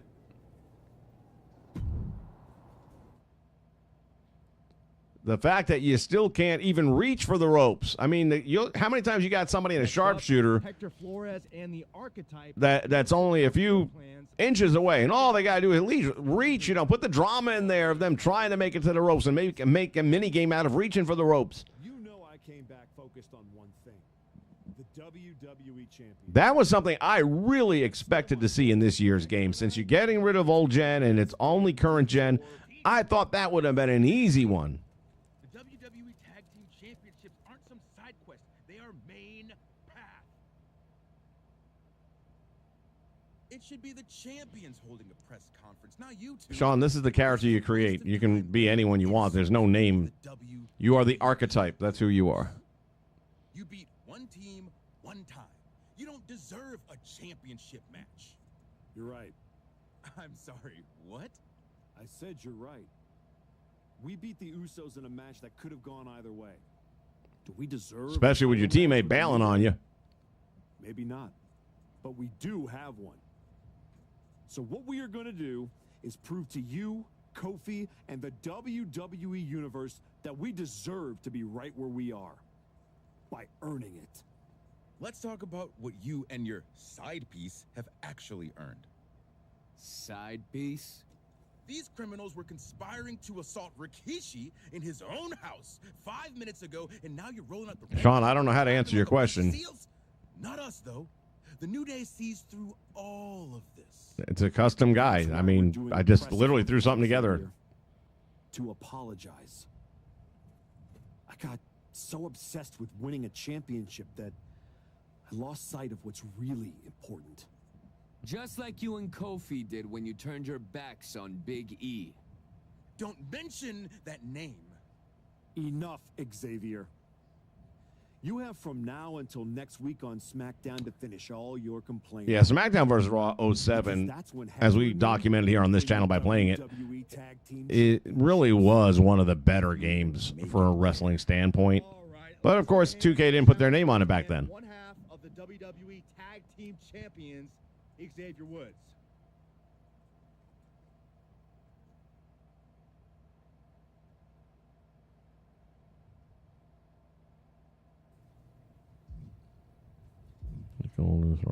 Hey, Roxy, what's up? All these pictures of Liv Morgan looking like she went through a friggin' backyard brawl. Has anyone seen Roxanne Perez? What must she look like? She got drilled. Right? I mean, how she doesn't have a broken orbital bone, I'll never know. And again, you talk about heat and the different types of heat. Stephanie Vauquer, for me, is Nia Jax 2.0. She's fucking reckless, and she's getting people hurt regularly now. Her and Jade Cargill are the two people. If I'm in that women's locker room, I don't want to be in the ring with either one of them bitches. Because they're clumsy or they're just not giving a shit. And I think Vauquer right now is in a position where she figures, I'm AAA crossover. They're not going to do anything to me. You have to know that when those two ladies are standing less than 12 inches apart, you cannot hit her at full force. Let her do the rest on her own. Let her sell. Let her take the safe bump. But, man, the way her head whipped from that impact and then drove straight through Roxanne Perez. Nick, you wanted to talk? Yes, I saw that press conference, and Xavier Woods wasn't exactly... What I said in the press conference is true. You definitely sound more like the archetype. I appreciate the heads up. And your partner, Hector Flores? He can handle it. I was honestly surprised you dipped your foot in the tag division at all. If we win tonight... You want in. I agree. By the way... Not yet.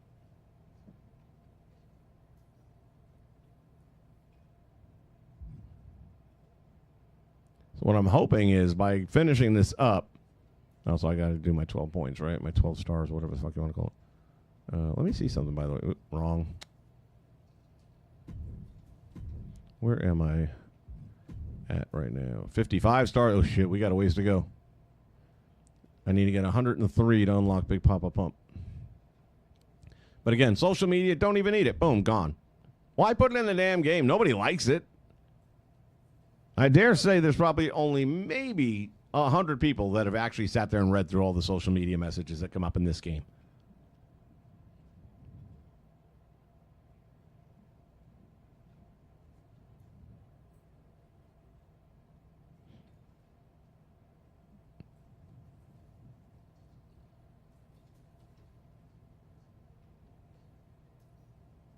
Wow, I forgot about that cell mechanic, dude. Holy shit. It just, like, when you said it and I'm reading it, I'm like, damn, it did. I don't remember even how it worked now, but we might have to do that. We might have to jump into some 07. Won't be today. And next week, I'm going to try and make a day to break some 07 out.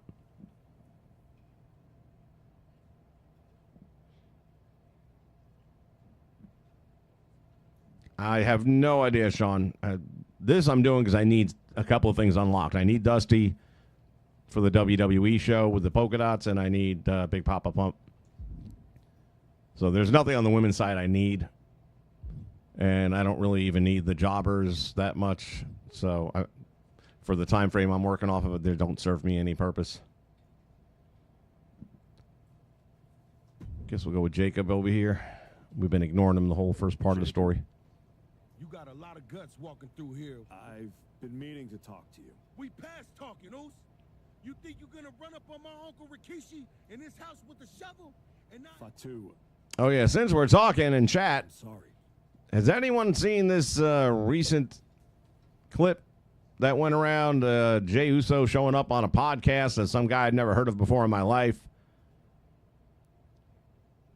And the guy is basically dissing Jey the whole time about how he's not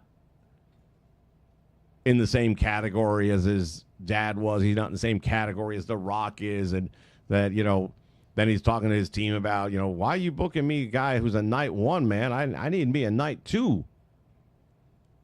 I need a real main eventer. Why are you giving me this guy and all that? And I'll say this. I've not been a massive fan of Jey Uso's ever. And especially, you know, in the last 12 months, I just don't get it. It is what it is. I don't think his in-ring work is good at all. I think his promo skills are okay, but not great. They're good.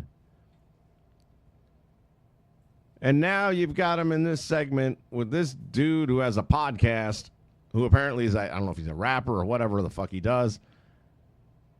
I'll say this. Jay's not a bad actor. He's actually pretty good. Because until the very end, I wasn't sure if I was being worked or not.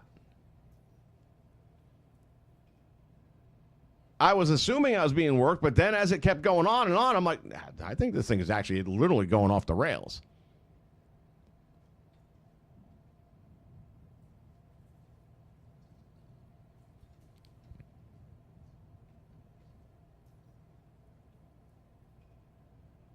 There we go. Rapper Cameron's podcast. It was a good skit. Thank you, autocorrected. Appreciate that. Now, do I have any clue who Cameron is? Nope. Not a word. Couldn't tell you a single thing about the man. Nothing. But how many times have we seen legit celebrity interviews on those types of programs that went south? I mean, I can think right off the top of my head of a number of times where I've seen celebrities get, I remember the weird reference, but it is what it is. The Bee Gees walking off the set of a talk show because the guy pissed him off. All three of them walking off the show. Mike Tyson famously started swearing on live TV on like a CNN interview for his... It wasn't a fight, I don't think. It was something else that he was promoting at the time. And he just kept calling the interviewer, you're a piece of shit. You come out here like you're a nice guy. You come out here like you're a nice guy, but you're just a piece of shit. And he wouldn't stop, man. Now you fucking piece of shit. Come on, Mike, we're on live TV. I don't give a fuck you on live TV. Fuck you. Fuck you. All right, we got to go. So, yeah, we've seen these things happen. And it was starting to feel very awkward, and everyone involved in the show did their part. There was a girl who's, I guess, a co-host or a moderator. I don't know what you would want to call her, but sidekick. And there were a lot of times where this conversation she would try to steer it back to like wrestling and WrestleMania. And she was making comments like, it's feeling a little bit awkward in here. And then one of the other sidekicks, yeah, I'm feeling awkward. So they all did their roles really well. Even the end, where I kind of said, nah, it's a work. It's a work. They did it good. It wasn't the brawl where you're tearing the studio apart and you're running the guy into a TV monitor and knocking things over. He got him down on the ground and he hit him with one punch, and everybody jumped in and pulled him off. And the dude stayed down holding his head, which if Jey Uso was turning around and dropped me to the floor and hit me with a straight right, I'm not getting back up right away, I'm pretty sure. And that's one of the things. I mean, I don't listen to Cornette anymore, but he always said it. A real fight only lasts about 30 seconds. You start dragging these things out for 2.5 minutes, 5. Look, you can get a Stone Cold Steve Austin and Booker T go through a shopping center because it's Booker T and Stone Cold Steve Austin. The rest of you motherfuckers need to get it done in 30 seconds and make it feel real. So that is the closest thing to anything feeling real I've seen in WWE in a long time. But again, if you haven't checked out AAA Wrestling, go watch last week's episode, and you'll see how doing it right looks, how it feels, and how it was just perfect. That whole episode was perfect, start to finish. And one of the best things, and James brought this up too, James Romero brought this up, and I've always said it, the best part of AAA is it's 1 hour. I would rather have all this activity crammed into 1 hour than dragged out for 2.5 with 100 commercial breaks in between. It's bam, bam, bam, bam. And it's good. And the crowd is hot. And that makes such a difference.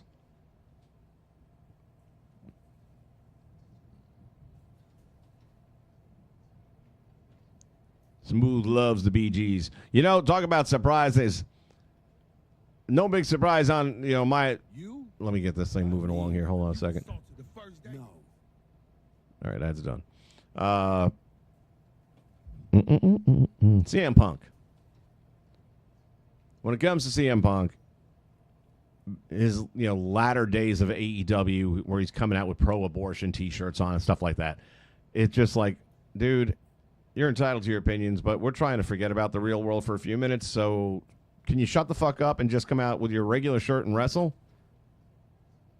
And then he comes out and he makes other comments as well. And, he's done better under the WWE umbrella because I think they've tried to instill in him the logic of Michael Jordan when they kept telling him, hey, you need to come out and be on our side about this. You need to. And he's like, no, I'm not doing that. Why not? Republicans buy shoes too.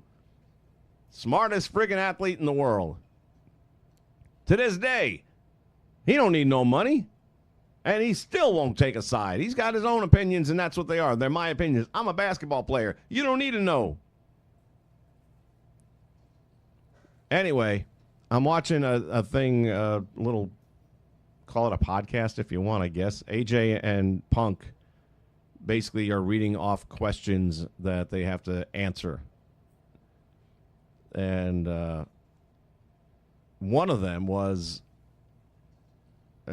either favorite celebrity crush, I think is what it was, from back in the day, back in your teen years or whatever, your early days, your 20s maybe.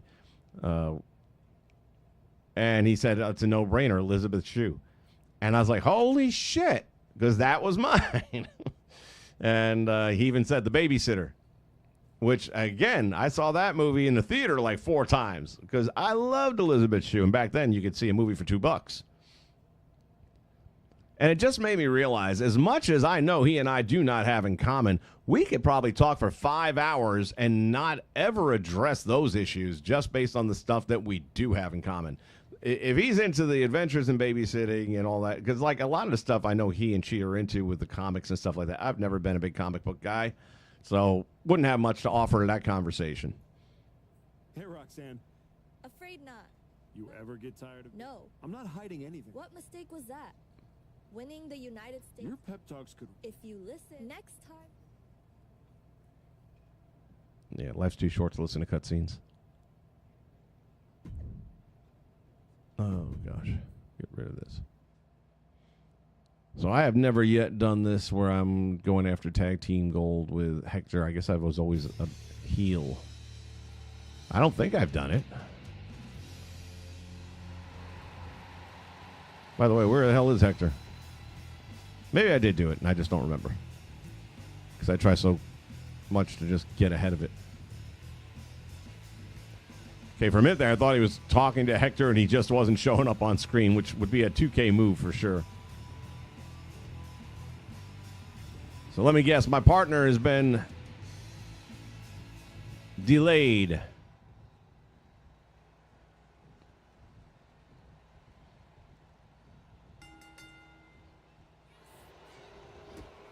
Sit down, bitch. Over are the odds and defeat the New Day by pin or submission. All right. If you insist, I agree to those terms.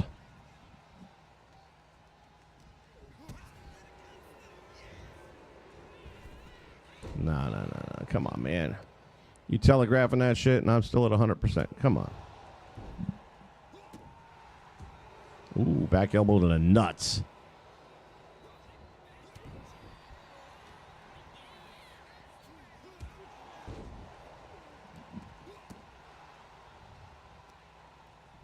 Let's see what we're going to do with this.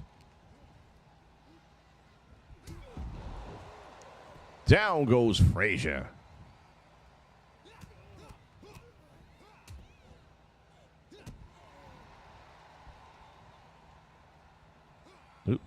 Don't get too close now. Oh, I don't have any run left in me. Bad time.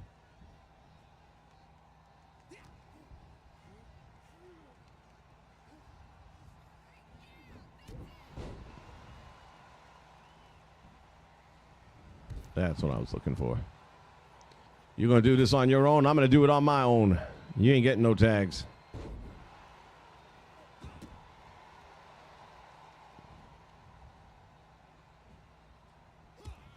Ooh. The roll up. Shoulders are down. And he kicks out. Oh, if you was smart, you'd have took that tag. But you ain't smart. You're no Daisy. You're no Daisy at all.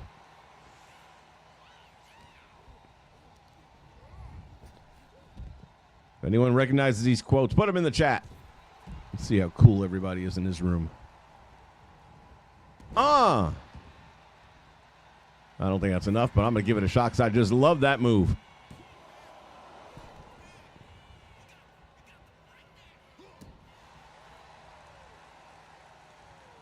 Can't remember what my... Oh, there it goes. Oh, yeah, I remember now.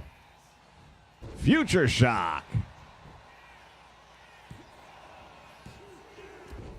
Oh, you should not have done that.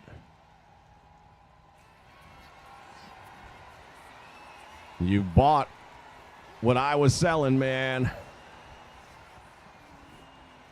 Now you can't make a save, not twice. Look at that, 2 against 1. You guys think you're championship material? Get out of my room.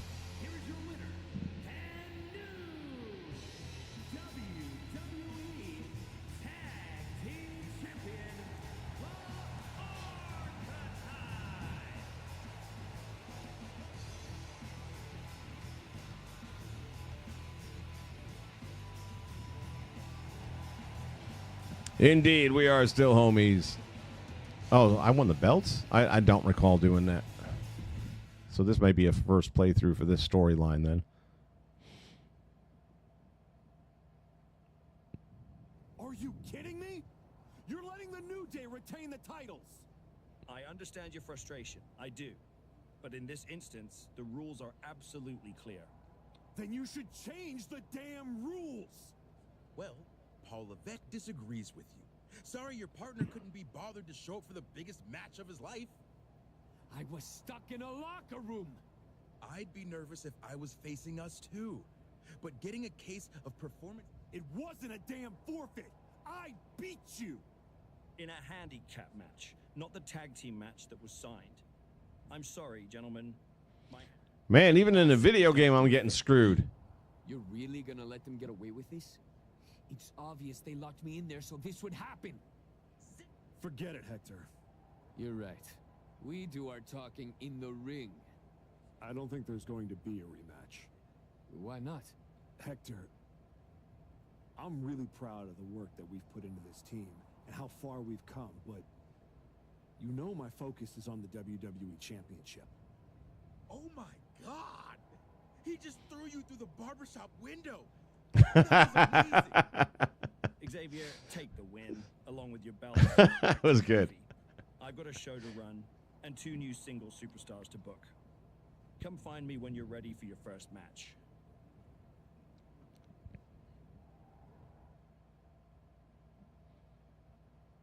Dude, I used to be in the middle. The problem is the left went so far left that they went off the damn cliff and there's no middle anymore. I was a registered Democrat up until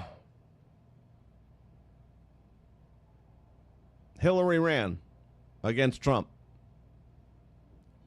And I stayed a registered Democrat because I wanted to vote against her twice. So I voted for Bernie even though I knew he wasn't going to win and I didn't want him to win. I just didn't want her to be on the ticket in case they rigged it.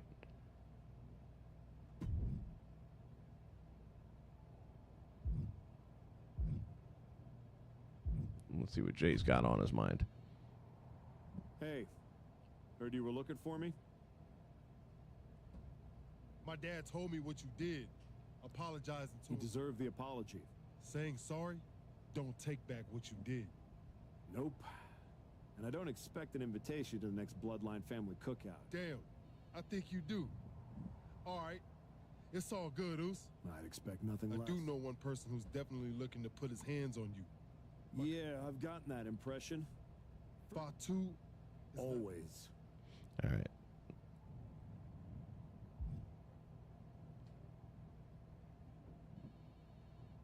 Yeah, you're never going to find a perfect politician. I think we all can agree at that much, if nothing else. You all right? Nah, I We get both do. You're right. Pretty soon, everyone. Man, this dialogue is just for no good reason. I get the impression you think. I do think it's that been. it might be a I bit. like the sound of You that. won't be flying under anyone's radar after this match. What do we got? Normal match.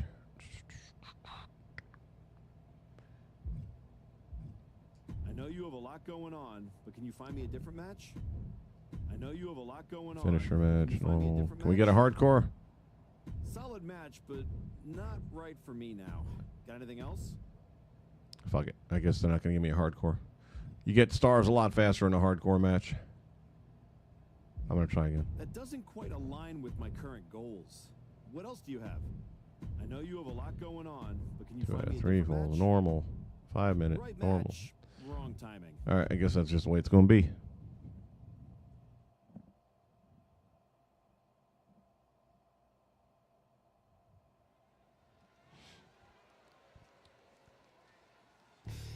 The problem I have with a guy like Bernie is talking about relating to the poor people when the guy is worth so much more than anybody even knows, because generally people just look at an old man and grandpa figure or whatever. And he's part of the problem. And you can say the same thing about Trump, but Trump got there, admittedly, by playing the system that exists. If you put the rules out there, then yeah, I'm going to play by them. And if those are ways for my corporation to pay less tax, I'm going to pay less tax. If you don't like it, then change the system. Whereas Bernie acts like he's just somebody's granddad that, you know, might be living off retirement money or something.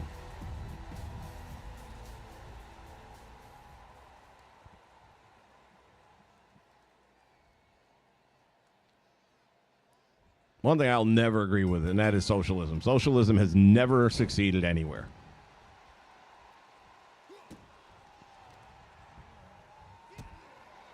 Name one country that's socialist that is doing really well. Another word I was trying to come up with and it just left me.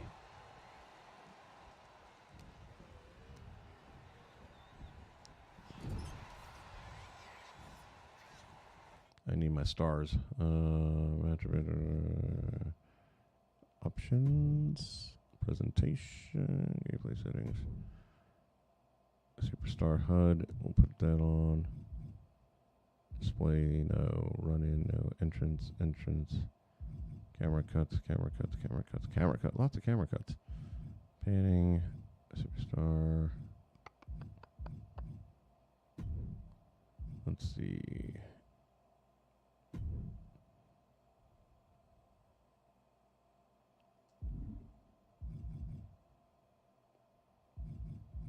Did I miss it? I feel like it should be here. Camera targeting. Superstar HUD is on. Maybe that's all I needed.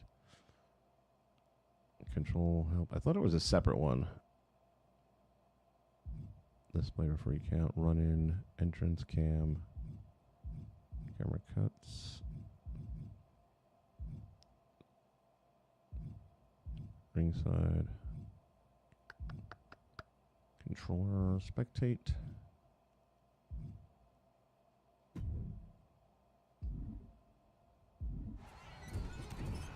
Nope, still don't have the stars. Hold on. What else we got here? Controls, moves, objects, naturals.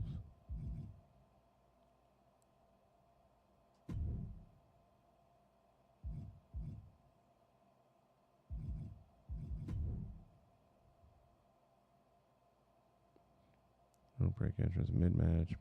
So it's not even in there. That's the manual, so that's not it. Tutorial, that's not it. It's not there.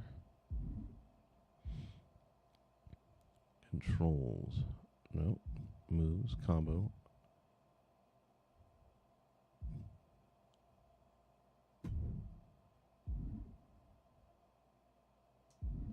Son of a bitch, I'm not going to get to see the stars. Must be off the other menu in between matches. I'll try and remember to find it. Oh, nice move right there. I like the reversal. That was a smooth animation on the reversal. Again, the in-ring stuff, the way the game plays, I have no problem with that. I actually like it. And when they cherry pick these positive reviews from people that hardly ever play a wrestling game but played an hour of this and said how much fun it was and all that, yeah, if this is what you're into, then you'll have fun with this.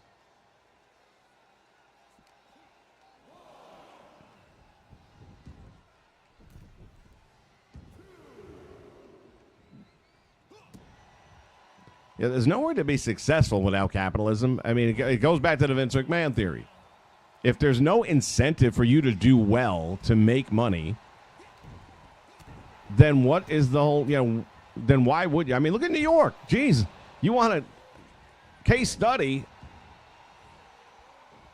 I lived there my whole life growing up. I spent 20 years in New York. I got my work ethic because I grew up in New York. If I grew up in New York today, my work ethic would be finding a way to get a check from the government. And the only reason that's currently happening is they're trying to keep on getting your support and your votes. But look what happens when they actually get elected in. I'm going to get you free food. I'm going to get you free buses and all that. The bus fares went up. The restaurants are closing down. Big companies are leaving in droves. New York is becoming a ghost town.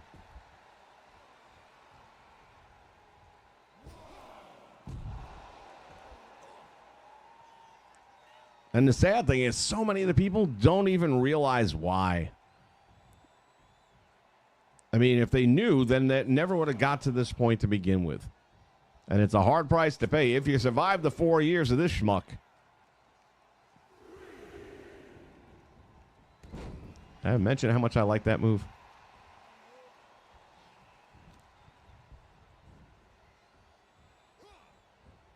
Ooh, kicking the dick.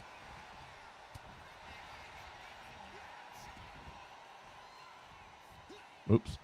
Tried to springboard and I missed the rope. Nah. You ain't doing that.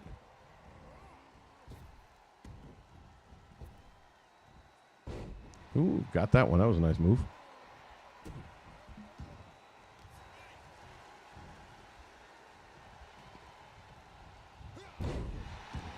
Going after the arm.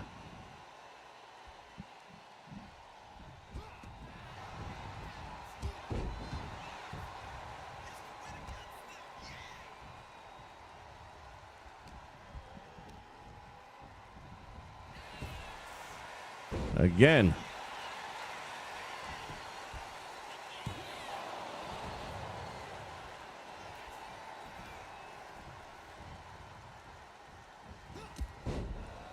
Ah, shit.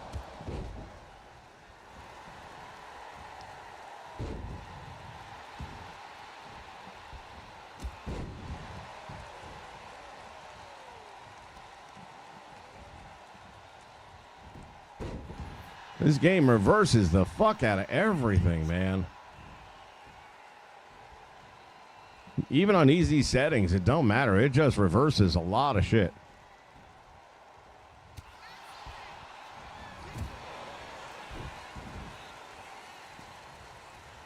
Even if you drop the reverse option all the way down to slider settings, it's still a good 50 to 60% of the time they're going to do it. Motherfucker, man. How many times I gotta freaking go after this son of a bitch before I can connect with something? The hell is this shit?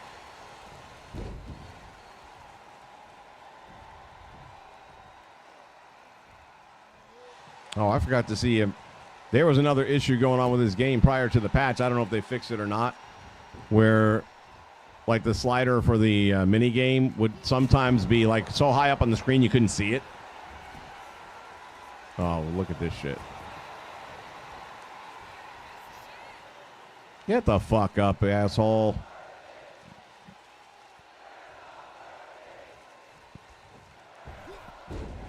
Bullshit.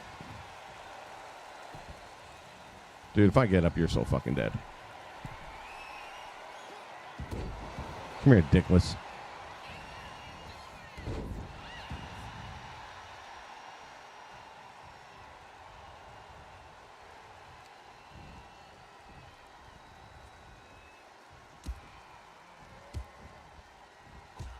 Mask is going to be keeping your brains together in a minute.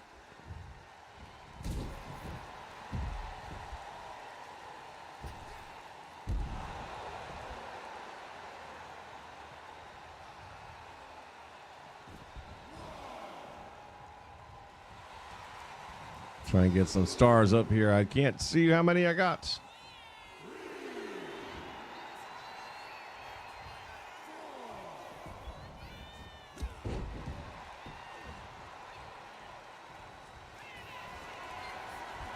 Finish him. Bitch, I knew it.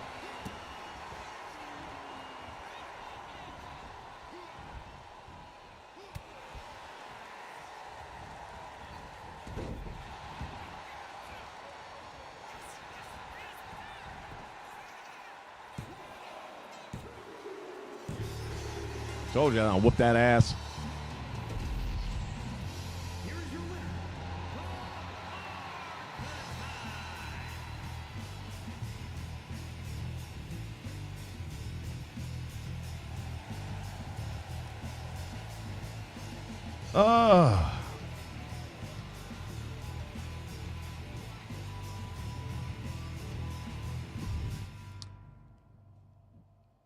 You see, now, there's the thing, and I don't blame you, Blaze.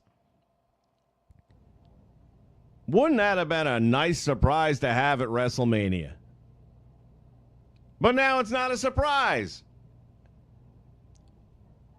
When they signed the Hardys back in Orlando's WrestleMania, we all thought it was a maybe because they were finishing up their ROH the night before in Orlando, or Tampa, I believe it was.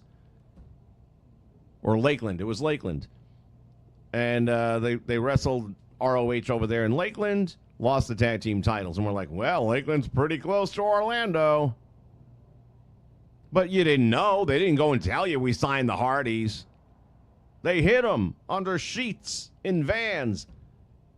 They snuck them in until you literally got to the ramp. No one knew they were there. And for WrestleMania that currently has not much to look forward to, wouldn't it be awesome surprise to have Paige make her return on the grandest stage of them all, and we didn't know she resigned? This is what I'm saying, man. WWE just fucking sucks at their job right now.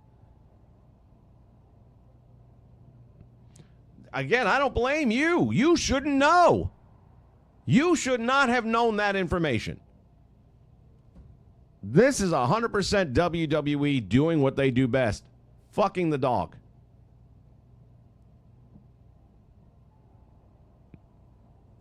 Oh, she's got it. I don't know. That's a good question. I feel like she's got to turn on AJ Lee because their history is that, you know, the day after WrestleMania, AJ comes out of nowhere or I take it back, Paige comes out of nowhere from NXT and takes the title from her. It's almost a quid pro quo situation there, but I don't know. Either way, I mean, it'll be fun just to have her back for a little while. It might grow old quick. We'll see.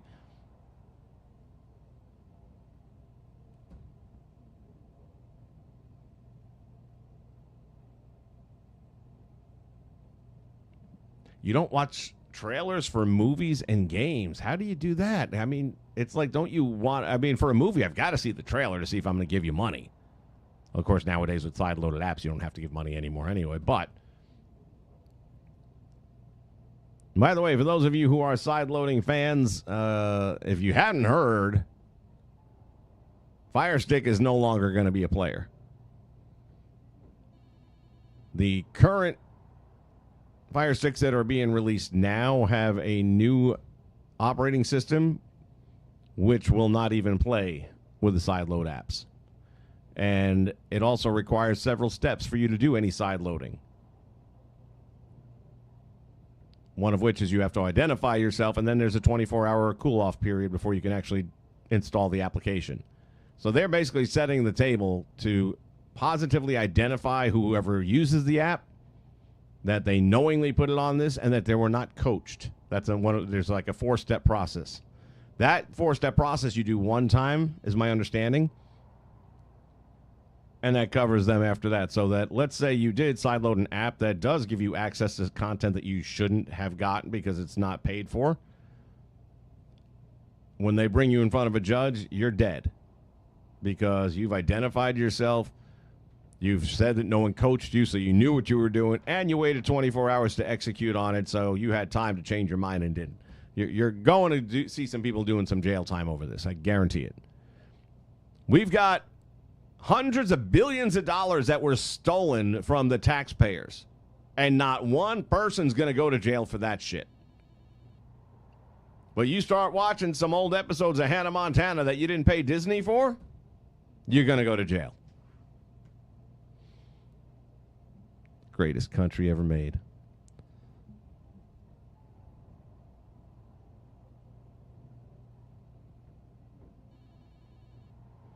Nikki is not cleared. That hurts. I don't know. Can you see Paige being a fill-in partner? Although that doesn't really fit well.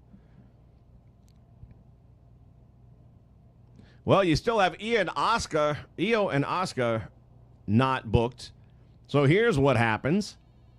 In a backstage segment, are they night 1 or night 2 with the ladies tag team event? Either way, if it was night 2, it would be even better. I'm going to go with the premise that it's night 2. On night 1, you have a backstage segment take place where Asuka is given, not Io, the other one, Kairi, the riot act. And they're getting into an argument about something, and she smacks her. And Kairi just sits there like she normally does, looking shocked and stunned and sad, and what did I do? And all of a sudden, Io just comes in and blasts the shit out of her. So that sets up your Backlash match. And in the meantime, Kairi and Io are long-lost friends back together again, and thank you for getting my back. And you know what? You're right. I don't need to be in her shadow anymore. And then all of a sudden, a GM walks up and says, hey, we have an opening. Nikki Bella's not clear. Do you want to be in the tag match? They go in. They win the tag team titles. Now, that's how it's booked. It won't get booked that way. I promise you, they will fuck this up.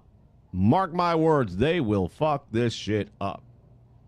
I'm disappointed. I mean, look, the Bellas weren't going to win the belts. But it would have been fun to have them both back together again at Mania. What's her injury situation? I hadn't heard what the damage actually is.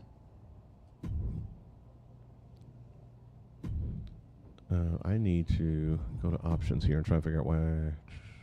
Well, let's put it on easy. No wonder that guy was putting up a better fight than he should have been. Subtitles.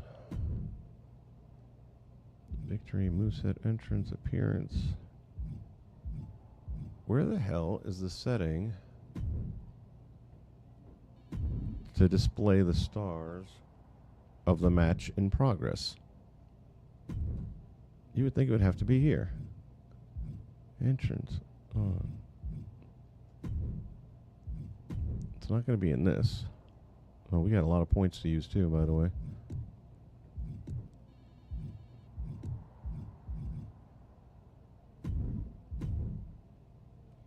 Spending points, change level, reset upgrades. How do you get the damn stars to appear on screen? It's not going to be in this, I don't think.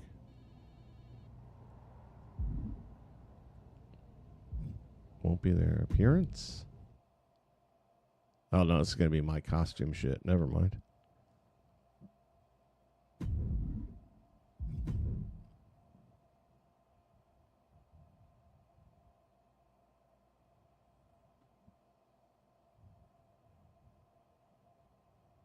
That's an interesting way of going about it. If I went by movie posters, I'd probably see every damn movie out there.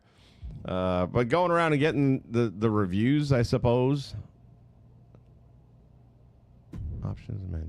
Come on, man.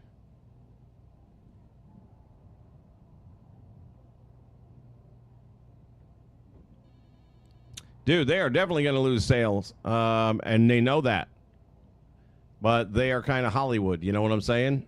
They're fine. They're going to be in the bubble of Hollywood. Hollywood will reimburse them whatever they lose in sales.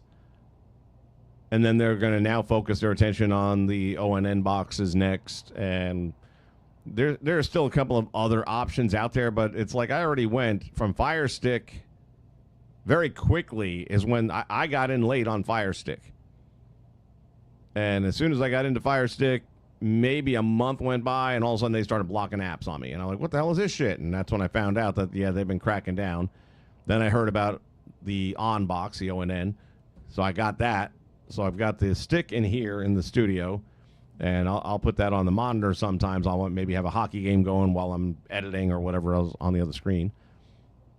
And fortunately, they don't seem to target the sports app so much. It's all generally TV. For me, it's been mostly TV. I guess TV and movies sites. The one I like a lot is Streamfire because they had all the TV channels I wanted. And in particular, they had the Madison Square Garden Sports Network, which has all the Islander games. And even though these other sports streaming sites have the Islander games, they tend to be really laggy. And then when I went over to the MSG Sports Network on Streamfire, it was beautiful. Just straight through with no problems. No buffering to be had. Well, they've taken that away from me a couple of times. I still have it on the ONN box. And then whoever's got the feed for the MSGSN channel apparently isn't aware that they've twisted it or tweaked it, and then they've bumped it to TNT. So TNT is what's showing up there, and there is no other channel that is showing MSGSN. So you got a few more months before it's a problem because the Islanders will be back. They decided to bow out of the playoffs this year.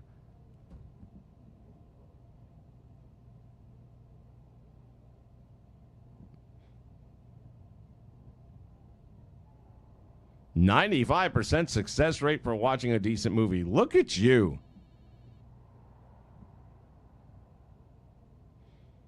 Damn.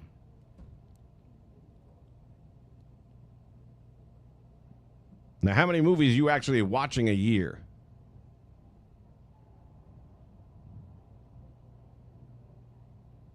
I'll say one thing about I generally have to see trailers. If I don't like the trailer, I don't want to see the movie. But at the same time, what really sucks is you see a good trailer, especially for comedies, then you get there and you watch the movie.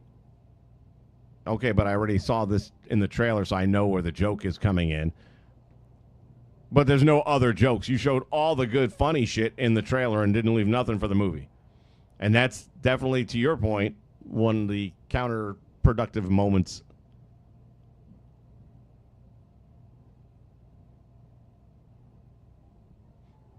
No, man. Back in the day, there was sports. What was the sports?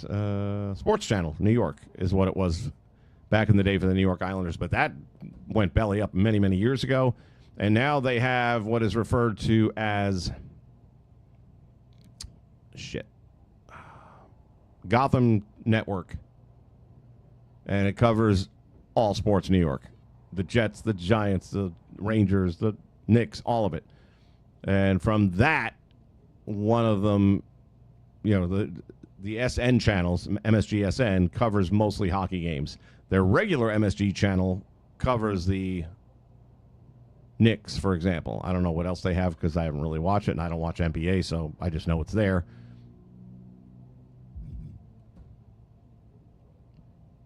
But I even thought about, you know what? Let me see how much just to get. All I really want is that one channel, is MSG SN. I'll pay for one channel. That's not an option. You have to get the package. How much is the package? I don't even remember. It was way too fucking much. Back in the day, and not that long ago, the NHL had their, and maybe they still do. Maybe I should look into that. The NHL had their own service, and you could just watch every hockey game you want to watch. So that might be what I end up doing. Although they better play better than they did this year, because they should have been in the playoffs. And ever since the friggin' gold medal game, they came back from that Olympic break, and man, oh man, they just sucked. For no good reason. We had enough talent, and they made good trades at the end to bring in some veterans, and they didn't deliver. Not what they could have, what they should have. And I love the fact that I'm talking to people that probably don't know what I'm talking about in many cases, but they fired Patrick Roy, the head coach, with 4 games left on the schedule, and everyone said they were crazy. And I was like, the only one sitting over here going, that is the brightest move they could have done. Because this team has underperformed since the friggin' Olympic break, and we're about to be out of the playoffs. We were still in the playoffs when they fired his ass. And they bring in a new coach. And he had a 3-day break. The timing was perfect. He had 3 days with no game. So he had 3 days of 2-a-days to get them to learn his system. You're not going to learn it in 3 days, but you're professionals. You'll manage. And their very first game on the ice, they had 24 shots on goal in the first period. You got teams that don't do that in a game. And the final was like 40 shots to 9. Now, granted, they weren't playing the world's greatest team. I think it was Toronto, if I'm not mistaken. And they beat Toronto. Not as well as they should have, because Toronto, for only 8 or 9 shots on goal, had 2 goals. That's a freaking high scoring percentage when you got one of the best goalies in the league. But they won the game. After that, loss after loss after loss. Always down 2 or 3-0, and then they start playing, and then they get back into it, but they couldn't get the job done. You've got the number 1 draft pick overall in this young kid named Matt Schaefer, and he's legit. This is going to be a guy who he just tied, and that is the other thing, too. With 4 games left in the season, he ties the all-time record for rookie defenseman scoring in a season. And that was shared now with Brian Leetch of the New York Rangers. And I was a Brian Leetch fan, so I was like, okay, you got 4 games to get 1 more goal. And with the way he plays and the way he shoots, he's 18 years old, doesn't look like he could drive a car. But man, can this kid skate, and he can shoot, and he can play. And he just couldn't get that last goal. I'm watching the last 3 games knowing we're not going to the playoffs. Okay, we had a 3% chance, but I mean, we'd have to win and everyone else would have to lose and blah, blah, blah. So I knew we were not going to playoffs. I was watching for history to be made because this kid was going to score 1 more goal and be the all-time highest scoring rookie defenseman. He still is the all-time highest scoring rookie defenseman at the age of 18. Brian Leetch was 21 when he did it. And that probably will never happen again in my lifetime. You're not going to see too many 18-year-olds that can play the man. And he was leading the team in minutes played. And he was leading the team. All right, I'm staring at this screen. Somebody tell me, where the hell is the setting to bring the star rating up? Entrance. Subtitles. It wouldn't be under subtitles. What the fuck am I missing here? Victory, moveset, entrance, appearance. That's all that bullshit. This is bullshit. Story progress. It shouldn't be in here.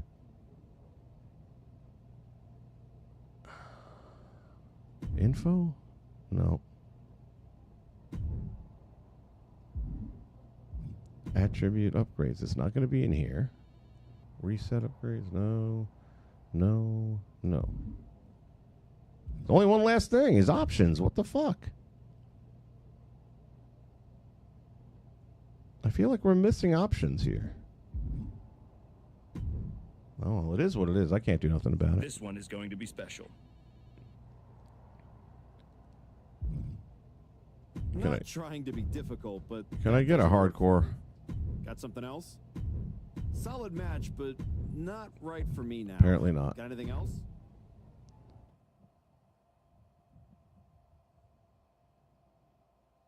Well, when it comes to reviews, I guess it all depends. I mean, you look at the what's that site for the Rotten Tomatoes? There you go. And the critic scores a lot of time are in the 70s and 80s, and then you look at the fan scores that are in their 20s and 30s. So you really have to determine which reviews and ratings are you going to go by. The guys who have a vested interest in this, or the people like you and me that are shelling out our hard-earned money for something we walked out saying, what a piece of shit.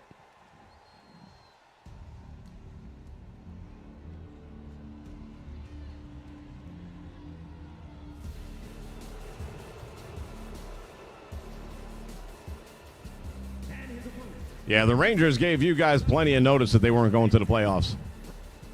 I think you guys knew back around Christmas time that you weren't going to the playoffs. Prime time, what's happening, my man?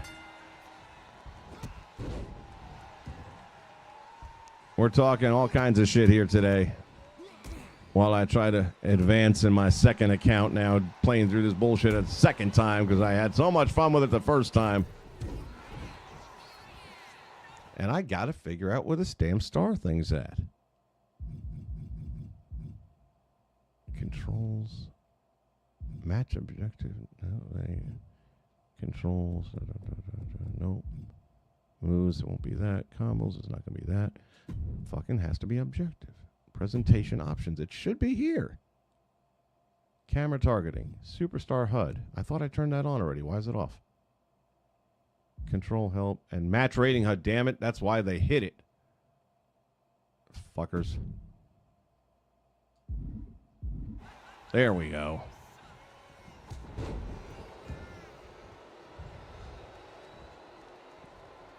Nothing worse than thinking you have a 4-star match at least, so you get your 3 matches and out. Which, by the way, is one of the things that really is. Last year's My Rise was good. It was really good. I enjoyed it. I could play that again. It's been so long I won't even remember half of it. Oh, son of a bitch. Across the ring, really? And this year is not good at all. The story sucks, and this 12-star bullshit every time to move forward absolutely sucks.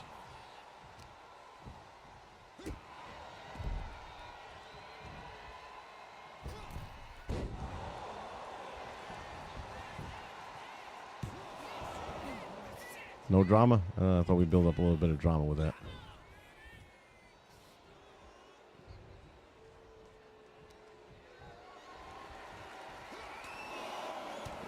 Whoop that ass.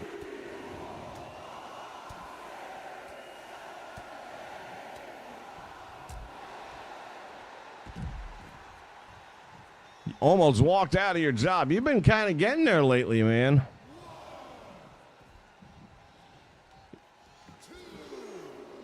What happened?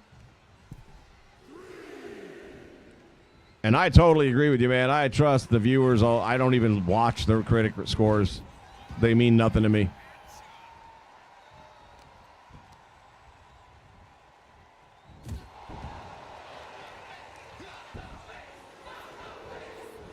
You missed me, bitch.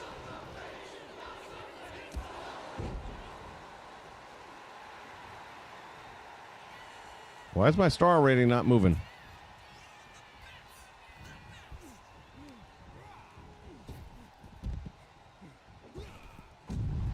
This was something that happened last year, too. I remember this.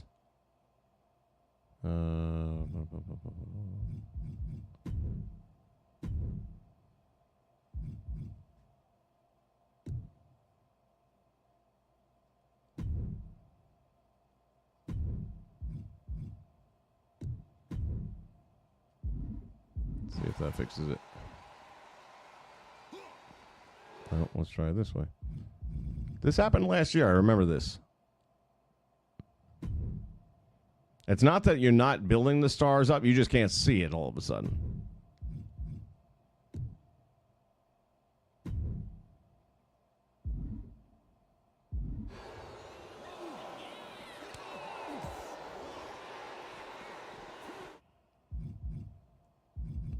Options.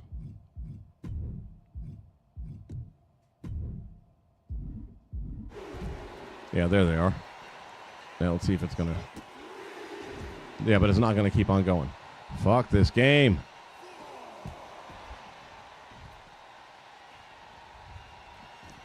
Somebody take 2K out behind the barn and take a fucking gun and shoot them in the head and put them out of their misery.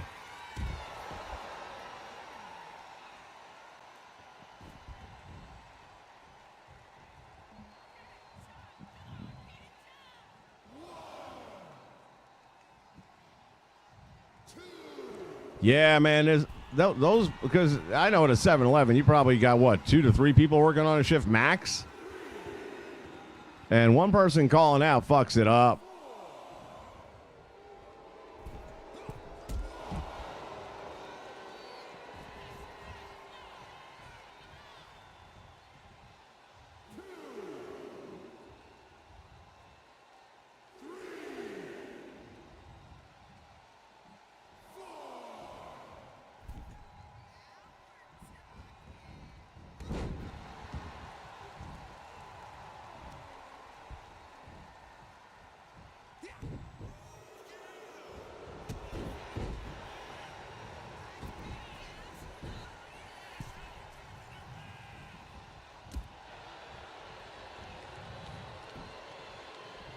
What is this shit? You fell for that?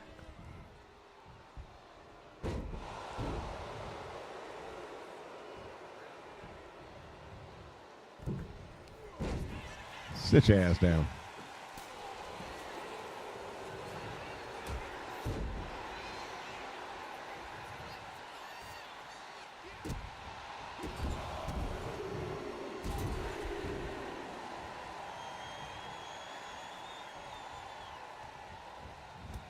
Really?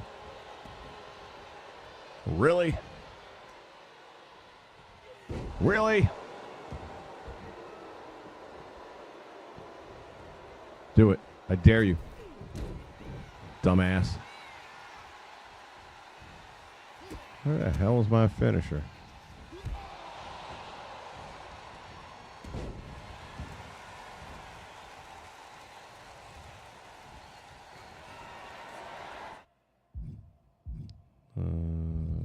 Options. This is pain in the fucking ass, man.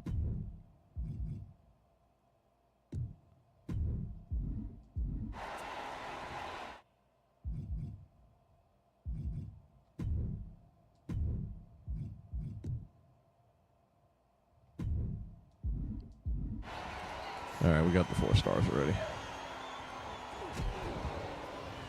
Oh, you did not block that.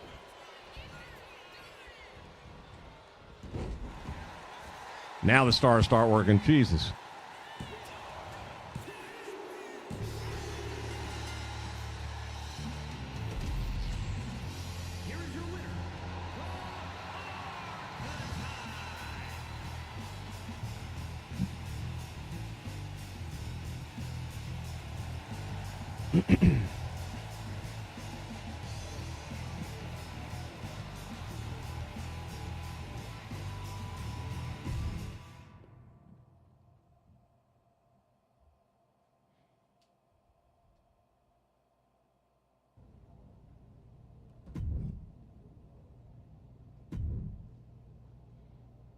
This match will help you re-establish yourself.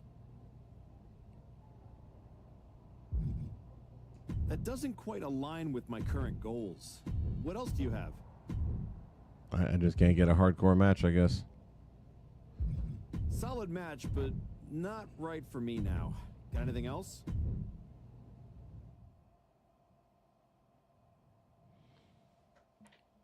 Primetime countdown month. I'm out of there. Brother, I know that feeling, man. I got out of there back in November, and there are some things to be said about just waking up whenever I want now and going to sleep whenever I want and not having to deal with the public. I've actually started shopping Walmart where I just order it online, let them bring it to the door. I went 7 days without having to leave the house. I liked it. But there is a bigger part of me that kind of misses going to work, and I know that sounds crazy, doesn't it? And I decided today as I was driving, because I had to go get a couple of things from the other grocery store because some of the stuff that Walmart sells, I wouldn't eat this shit. I tried my luck. I got the chopped meat and the chicken the last time I ordered from Walmart a week ago, and that was not, they ain't the kind of hamburgers I'm used to eating that I made. And that chicken that was supposedly free roam or whatever the hell, wasn't all that good either. So for that, I'll be going to the local store here, which is referred to as Publix in the south. We got King Cullen and Pathmark back up north. And it seems that every region has their own version of it, but Publix is not cheap, but it's good. That was the other thing I got out of Walmart. I've been getting my yogurt and my blueberries from them. First time around wasn't bad. This time around, those blueberries are bitter. It's like the dog won't even eat that. My dog don't like to eat the stuff she should eat. So I've got to, like, as long as I put it in yogurt and mix it with milk and put it in a blender, she'll do a smoothie with blueberries. The stuff I put in there for her yesterday, she's like really reluctantly eating it. It was only for the milk and the yogurt, but she was not liking it, and that is not normal. And then I tried having some, not from her bowl, from mine. And I was like, damn, that is some bitter shit. No wonder she won't eat it. So today I gave her bananas and yogurt blended up, and she liked that. But she'd never eat a banana if it wasn't blended up. She's getting older now, so I got to make sure she's eating better food than that Purina shit. At the end of the day, I'm not so sure it doesn't come out cheaper that way. You get a better food, not processed. Well, yogurt might be. And we all know what the process to milk is. I was watching something the other day on YouTube. I watch a lot of health stuff on YouTube lately, especially. Raw milk's supposed to be the thing to drink. And it's like 103-year-old ladies talking about how she only eats 3 things all the time. And most of it was exactly what I was eating.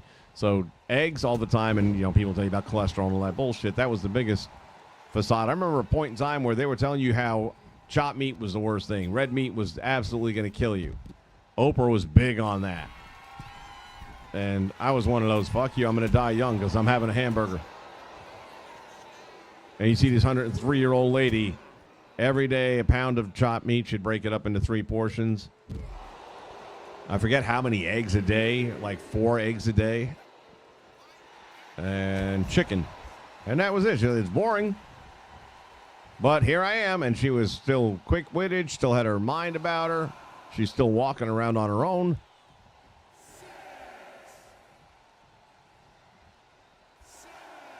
Eggs are the best. Matter of fact, I found a way of making eggs all these years. Who knew, right?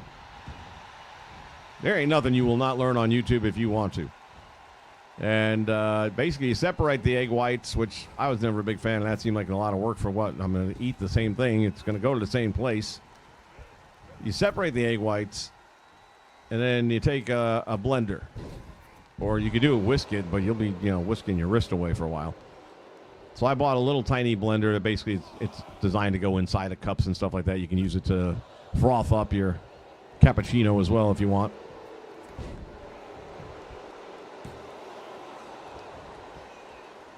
And if you do that to the whites of the eggs, it will almost solidify. It'll turn into a very thick cream, which I didn't realize. And there's a whole process happening when you do that. In the meantime, you have the egg yolks in another little cup, and you're mixing those up with a fork, not nearly as aggressively. You take the egg whites, you pour it into the pan, and then slowly you drizzle the yolk in on top of it and kind of mix it all together if you want. Or you could just let the white stuff just float down there into the pan and cake it, almost like a pancake. And that's what I've been doing. And, man, it's almost like a fluffy omelet just from that whipping process. But 2 eggs all of a sudden fills you up like 4.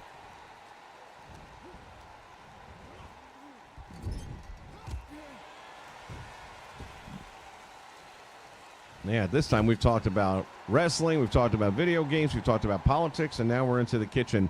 Blaze, if you're still out there and you want to talk about gardening, I think that'd be the trifecta at that point. I told you it's going to be a different chat.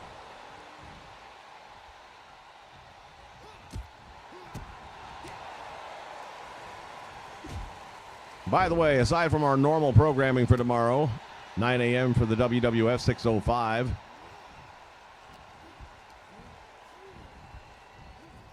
which will actually be a good lead-in to Mania because we should be done just before 7 o'clock. I'm thinking around 12 noon tomorrow. My plan is to do the annual 2K prediction show where we're going to put the matches together and let 2K tell us what they think is going to happen. And I still don't have my stars. Damn it, I just realized that. Why is that turning off?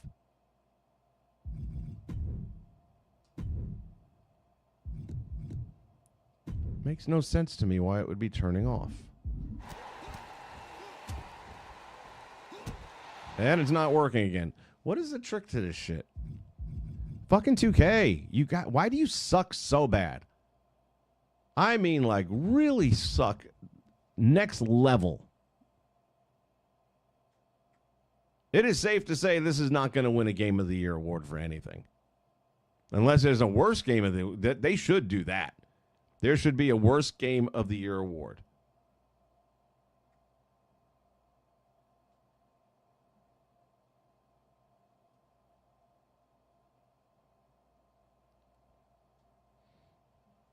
Damn.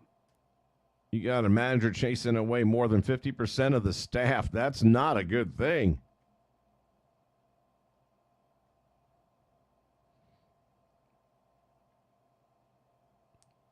Yeah, we don't lose the yolk. It goes in there. It just goes in separately on top after.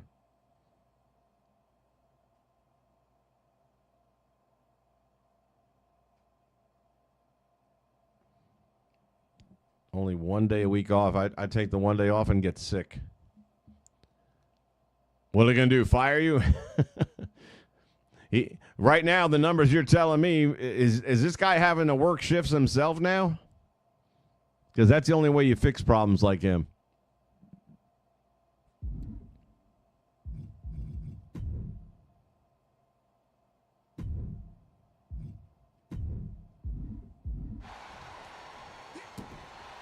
Why is it not moving?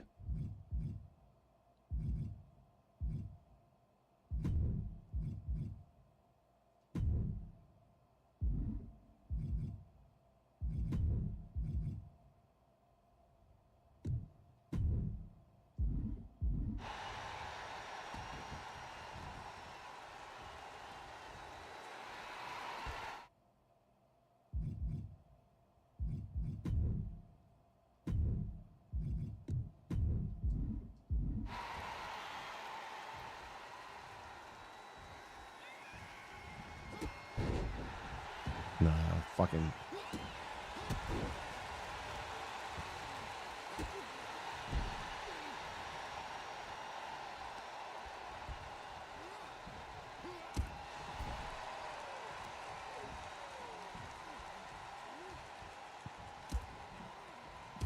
Oh, he gets to work all shifts. Well, in that case, I don't understand.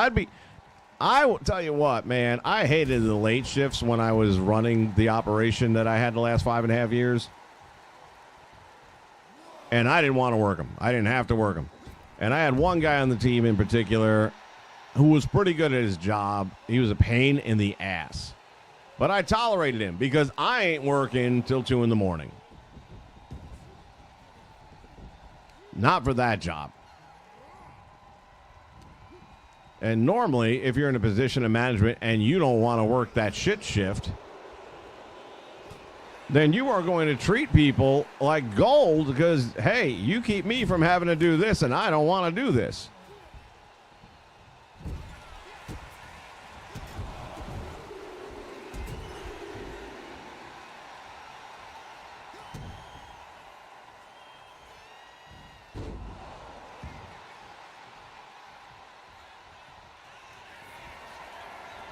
This better be 4 damn stars. I can't see shit because they won't fucking show it to me.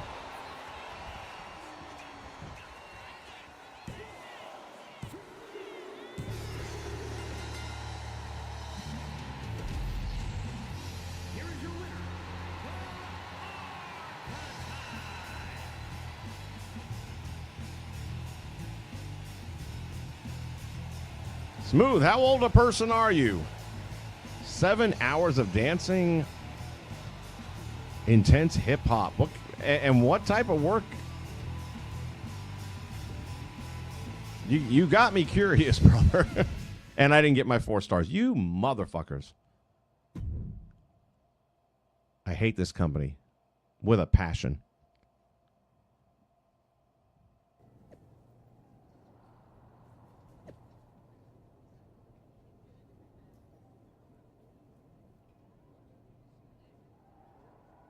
Seasonal work. What I gotta know, man. What kind of stuff is it that we're talking about?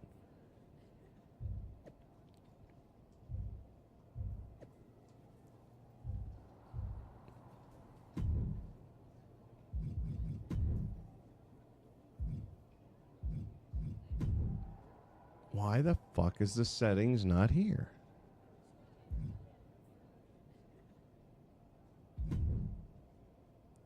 Oh, I got my 12 stars apparently. All right, well, in that case, I guess it's all right. I thought I didn't get my 4th. There's the archetype. You know, Fire away. you've been putting me in there. Yeah, you've been in the game. You're all partner. Fair enough. Ludwig Kaiser. Tear the house down against. All right, so there's no stars for this one anyway, so I don't have to worry about it. Did you hear? I'm wrestling at All this might have mentioned. I couldn't have done. You'd have I found- plan on. No doubt. 44. Oh, you're just a baby. You a youngin'. I'll tell you, at 44, I don't think I could have done that kind of shit, though, for 7 hours a day. But it'll keep you younger, man. It'll keep you in good shape.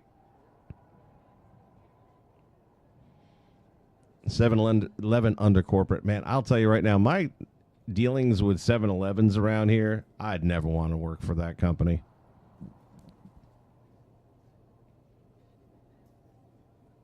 In the menu setting. Wait a minute. What menu setting? Go back. Or like just go back altogether. You talking about the main menu? Like this menu? Options. Oops. Bitch. Gameplay, controls, performance, audio. Let's check here. By the way, there was a new code, locker code came out yesterday. If you didn't already grab it. It's kind of like WrestleMania 42, but it's WRSTLEM, the number 4, NIA 42. Easy, weight loss detected, gameplay, presentation.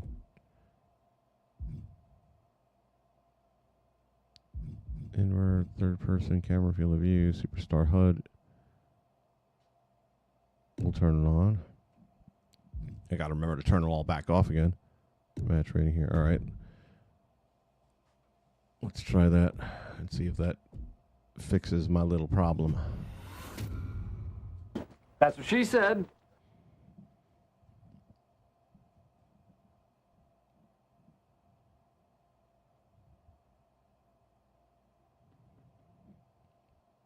$55. You see, here's the problem, man. Once we get to that 55 age bracket, and that's kind of what I'm dealing with. Like I said, I got bored.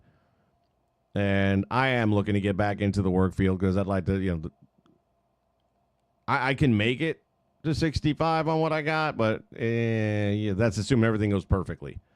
Things pop up, man. Got a house. You never know. So realistically, I'm sitting here saying I should put some more money in the bank. So I've been looking around, and there was one job I found that I wanted this job badly because it was a perfect fit for me, and I would have enjoyed what I was doing. It was working with Give Kids the World, and I thought for sure it was a slam dunk. They even called me up, did 2 interviews. I said, I'm in. I am absolutely in. The HR girl came in. We talked a little bit. We're both from the same part of Long Island, just different time periods.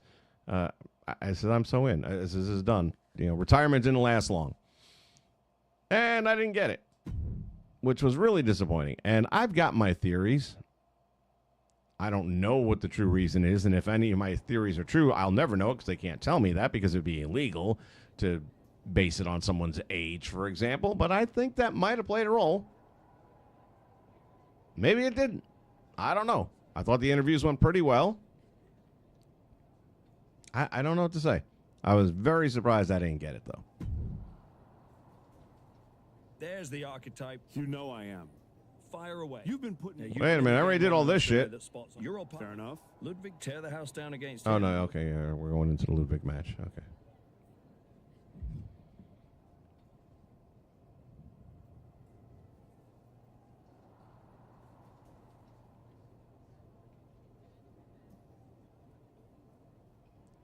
Sith, isn't it kind of funny, though, that you got... Why did they put it in here if it doesn't work? Or why isn't it in here? I mean, you have this whole options wheel. It's just... At least, okay, so you do it in the match, and it turns on, but then it doesn't work? I mean, I know the answer to the question is 2K. But, my God, how bad are you guys at what you do?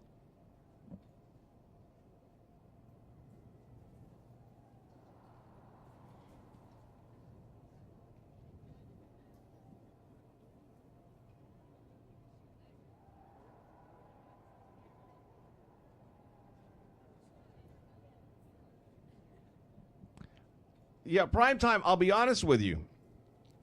That is part of the thing. And I watch a lot of YouTube, okay? That's why I'm not too worried about side-loading shit and all that. I got plenty to watch on YouTube alone. That I pay for, so that ain't going nowhere. And there's this guy who is a longtime professional in HR, and he's giving people tips about hiring and this and that. And sometimes you need to dumb down your resume. And he's explaining that people in their 50s with experience, they naturally presume that this person's going to cost us money. Or even if they say, no, I'll do it for that amount of money, you're saying yes now, and then the minute someone offers you more, like you're going to keep looking until you find something that offers you more. And then you're going to leave us.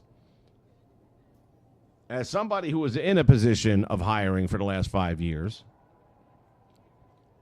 and I was looking for an assistant manager for the last year and a half, I ended up hiring a lawyer. Now, you might say, what in the world would you hire a lawyer to do a job that pays about $30,000 a year? Well, because the lawyer was from Venezuela, and all that law degree stuff doesn't translate over here.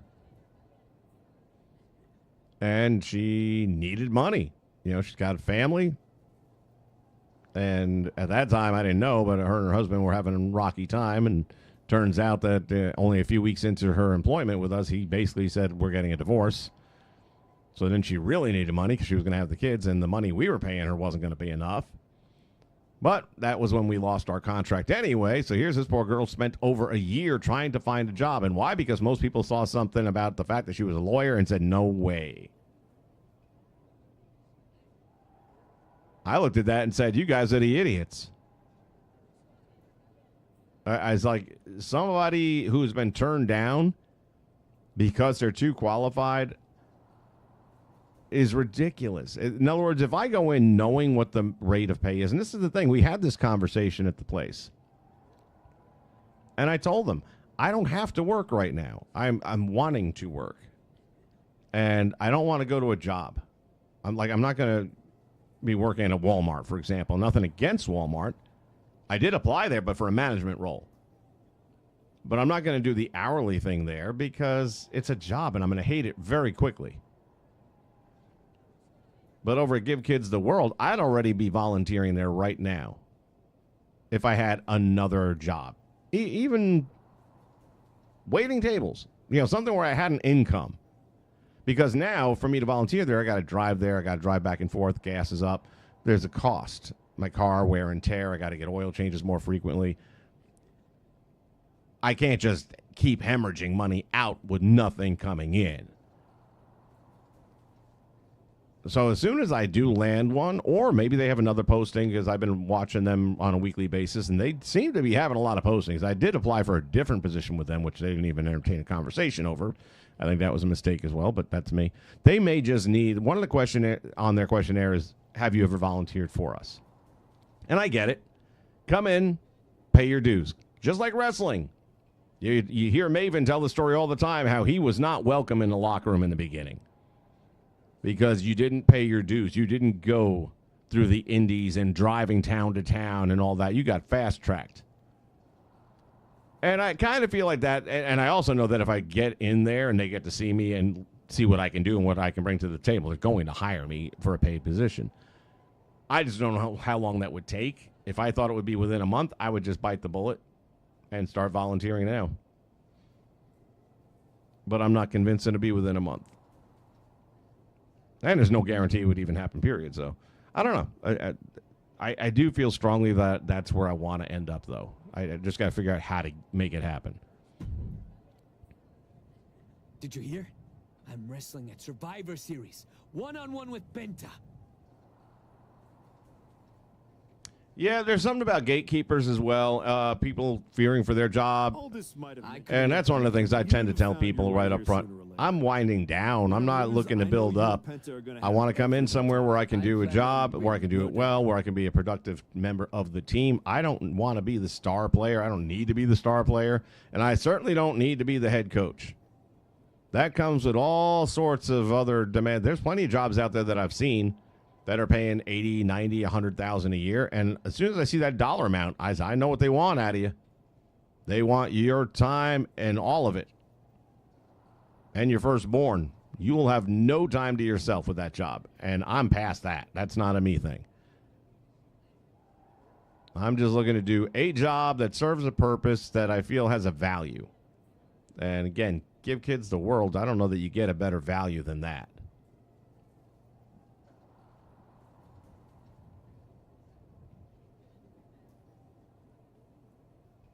Well, they can get younger cheaper, dude. That's, again, this guy, none of his videos have popped up lately in my timeline. Now that I'm talking about him, I'm sure it all will. That's how that works. Yeah, and that's the same thing. Now, in your case, Prime Time, I'm bored, but I'm not going to be unbored by being miserable. And I've been there before. I wouldn't mind. I'd actually like very much going back to Disney. I'd even go back to my very first job at Disney, which is third shift night audit, the front desk, all that kind of shit. I'd have no problem doing that. And just work my way back up there. Within a year, I'd be back in a management role. They're not hiring me back right now because I said no when they called me back. They laid us off for COVID. They waited 10 months to call me, by which time I got the last job I had, and I'd already committed to 2 years with them. And unlike the people at Disney, I honor my word. So I know they got me flagged, no rehire, because I've applied for roles that I'm definitely qualified for in Disney, that I did at Disney. And, at this time we're going with somebody else. And bullshit. I had an immaculate record. I never missed a day of work. I was somebody that all the GMs talked very nicely about because I made their jobs easier. I was working third shift all the time.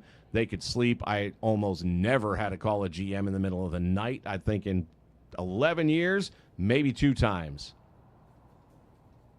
And that's because people were being arrested. Literally, it had to get to that point.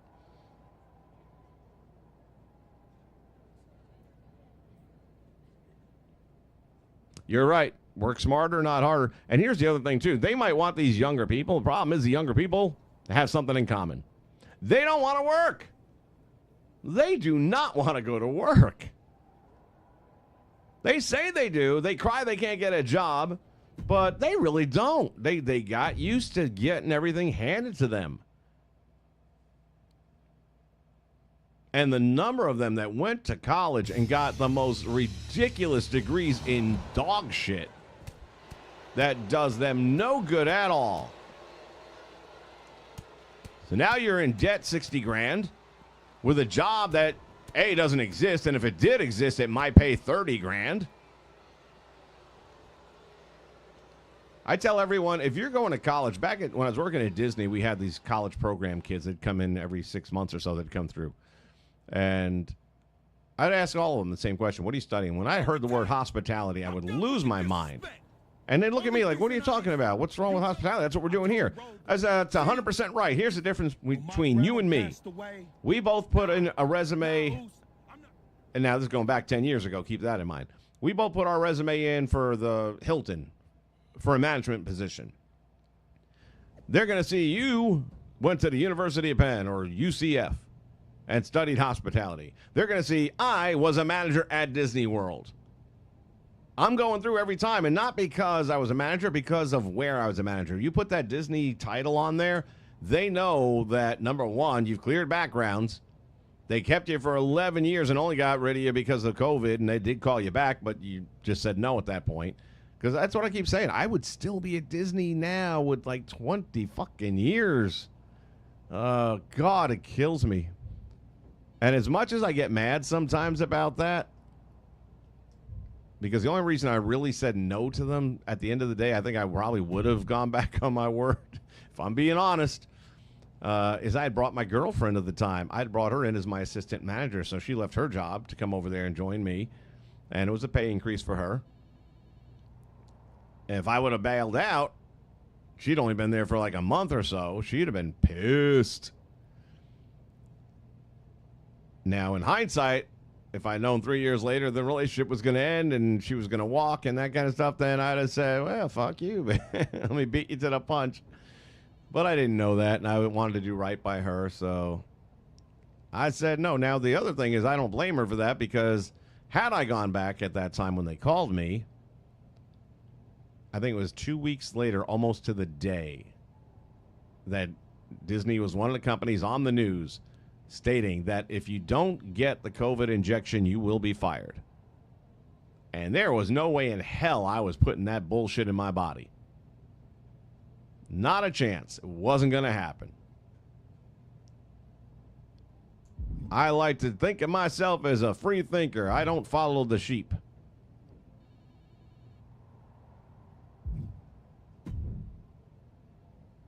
Hey, I've been looking for you. Good. Yeah. I felt bad I couldn't get out. I appreciate that. Great. Whether it's a PLE, a live event, You still get butterfly? I've got a match The against... Simone werewolves. No. Guess we're about to After all you've done for me? I don't even know what's happening in this story at this point.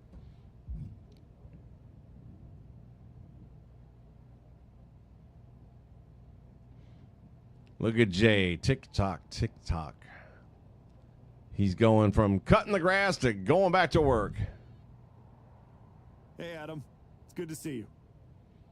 No, I was not security. I was what they call the resort duty manager. So we are basically, the only person we answer to is the general manager. We are the general manager in the absence of the general manager. Of course, I was third shift, which means I was always the general manager because he was always sleeping, or she, depending which one. So all decisions basically ran through me. And then towards the latter years, because Disney is very much like TKO, let's squeeze as much out of this as we can.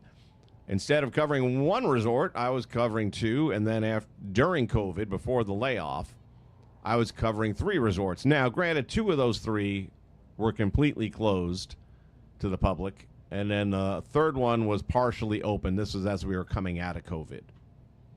But still, you had to go to all 3 resorts. You had to tour the areas and stuff like that in the middle of the night. And nobody had been working there. Let me tell you, I don't know what the hell's wrong with me that I didn't take any video or pictures of this. Art of Animation, if you've never been there before, is a really cool little resort in Disney World, and it's great for the kids because you have different sections. You got your Lion King section, and they got these large creations of Simba and all that kind of stuff, and the Lookout Rock. And then you got the Cars section, and there's Tomater, and you can get your pictures done with Tomater parked there, and Lightning McQueen and all that. Well, with no groundskeeping team working for almost a year, it was looking like Last of Us. I mean, everything was overgrown, and there was vinage coming around, and I'm like, damn, if we ever do like get to the end of the world as we know it, this is kind of what Disney's gonna look like. So I got to see some things in that role. But, yeah, that's what I was doing, and it was all third shift, so I enjoyed it. I worked with security in the sense that if we had an issue, me and the security boss would partner on, how we want to deal with this, because neither one of us want to call our bosses and wake them up unless we have no choice. So he was a former military guy. I watch a lot of active self-protection. If you've never seen that channel on YouTube, ASP, it's good for everyone to watch because they show you real-life videos of things that went south, what went wrong, what went right, how you could have protected yourself better, everything from badge cam footage to just closed circuit. And sometimes people don't survive these videos. Sometimes they do, and this is why they survived them. That all said, by watching all this stuff, every time we had a domestic, one thing any cop will tell you is the call they least want to respond to is a domestic. Because if you're going to get shot, that's probably the one. And Disney, of course, has the policy that no firearms are allowed on property. Psh. Well, we ain't searching nobody's car, so we know they're in the cars. And this is Florida, so damn near everybody's got one. And they're going to carry it in their room. How are you going to stop them?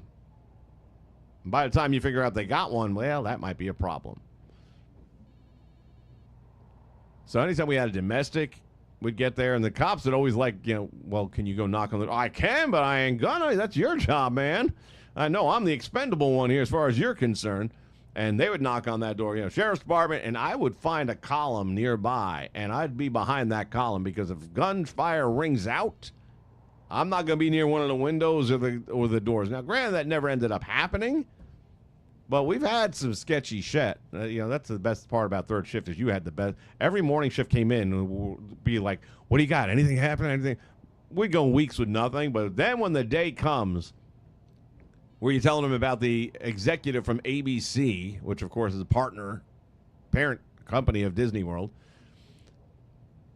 was at 2 o'clock in the morning butt naked in the lobby because he doesn't know how he locked himself out of his room and woke up in the stairwell. And the only reason he's not in jail is nobody saw him except my staff, who were so bright in that moment, they sent him back with a key card to his room. I'm like, are you guys kidding me? I got the call. I get up to the front desk. Where is he? Oh, we sent him back to the room. What's going on? They told me that he's standing there butt naked, and he woke up in a stairwell, and how did you ID him to give him a key card to the room? Oh, I checked him in the other day. I remembered him. Because I'm like, where was he hiding the ID? Ew. It's like, okay, did you get him a towel or something? Well, no. So if he goes up in the fucking elevator, the door's open, and there's a 7-year-old there, he's going to jail. He's a sexual predator. Oh, I didn't know that. Well, that's why you call me.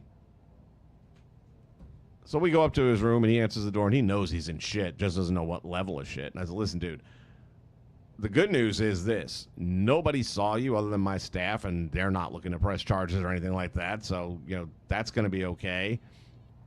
I have to report this to my boss. I don't know where it goes from there. And I never did find out the answer. I'm curious to know. My guess is he didn't get in trouble. I mean, he was some high-ranking dude, man, with ABC.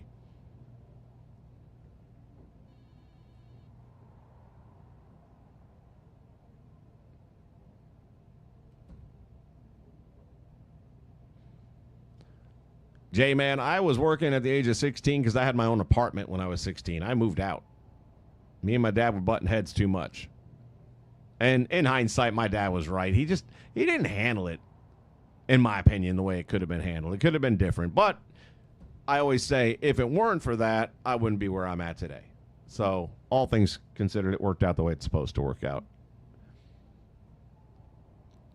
But yeah, I was working Burger King. I ended up going from that into a beer distribution company over there on Long Island. I did that for a ways.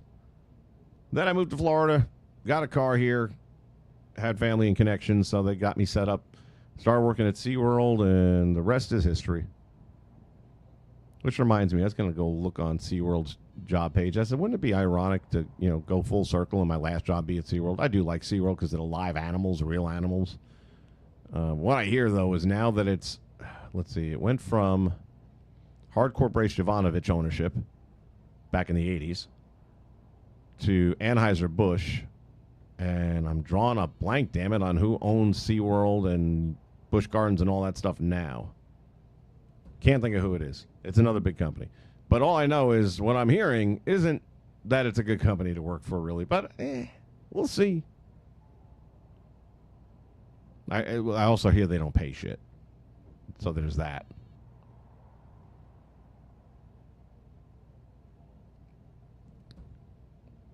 Smooth, you're sub to the ASB guys? Yeah, I'm telling you what. Folks, you owe it to yourself because you don't think about these scenarios. And there's so much shit that they never show you on the news. And these guys will show you stuff in the videos that YouTube normally won't allow. They just can't monetize their channel like me on a lot of stuff because of what they're showing in content. But they make it other ways. They're a big company.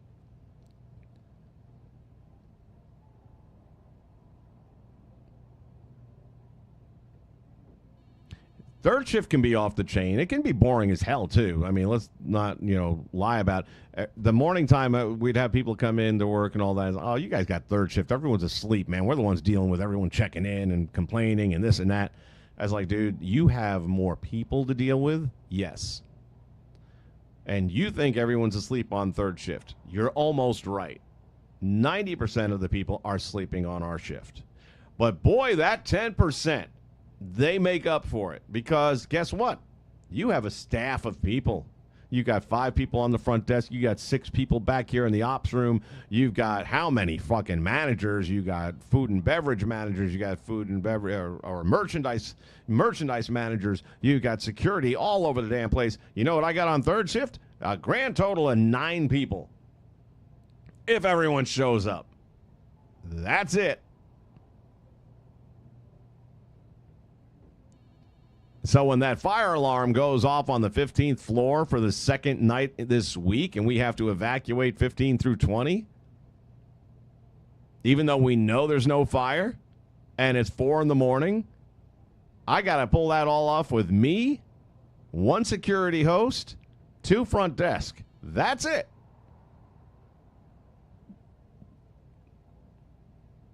And then they usually like, oh, I didn't think about that. Yeah, well, come on the shift a couple times. We'll let you think about it.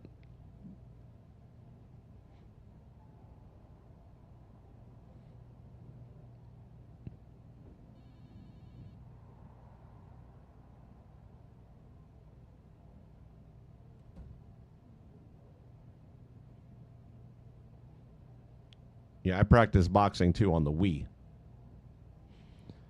By the way, any of us looking forward to this Ronda Rousey fight besides me? I'm surprised how many people don't really give a shit about it. I'm looking forward to this fight.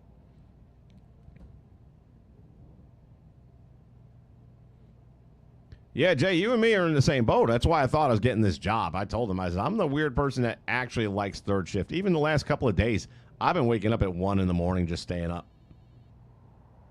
And then by this time of day, I'm like zonked. I'm ready to go to sleep.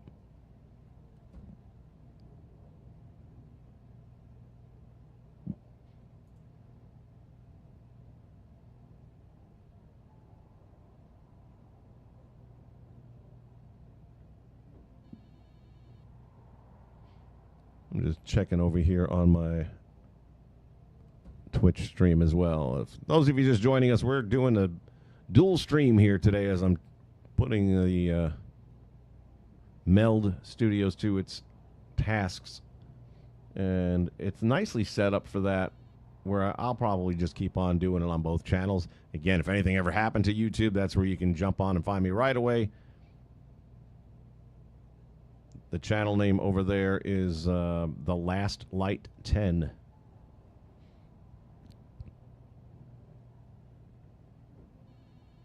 Now that I'm thinking about it, I think I have a second channel over there. It's been so freaking long. I don't remember what the hell it is. It might be like One Nation or something like that. I got to do some more homework on that. For some reason, The Last Light 10 was the one that came to mind. It used to be my just general gaming channel. It works.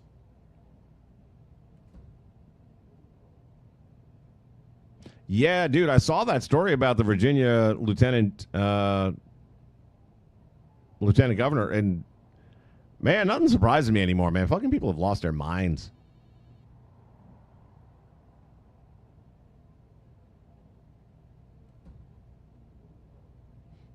Yeah, Jay, she's been burying them for several weeks now about that pay scale, and she offered them the fight.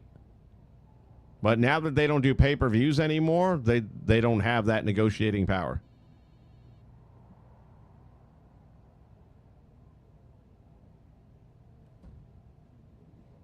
Yeah, Primetime, I was talking about that early on in this stream. I know we're breaking 3 hours now.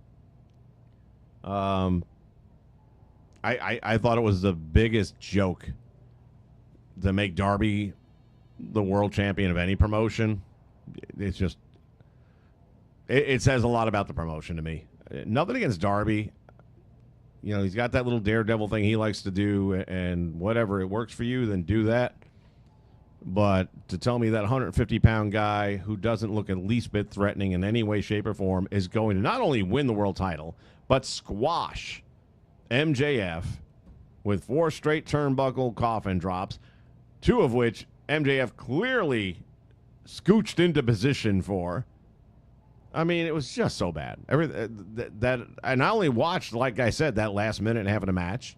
And there's Aubrey Edwards reminding me why I can't stand her face, having to make it about her,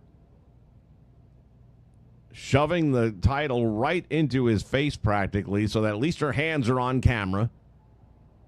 And then when he takes the belt, she does her superhero pose. Oh, I can't stand her. The thought of her. I used to think she was cool, but man, she got so full of herself. I would love to see like AEW goes out of business one day and she ends up getting a job at WWE. Boy, oh boy, see how quickly they rein that shit in.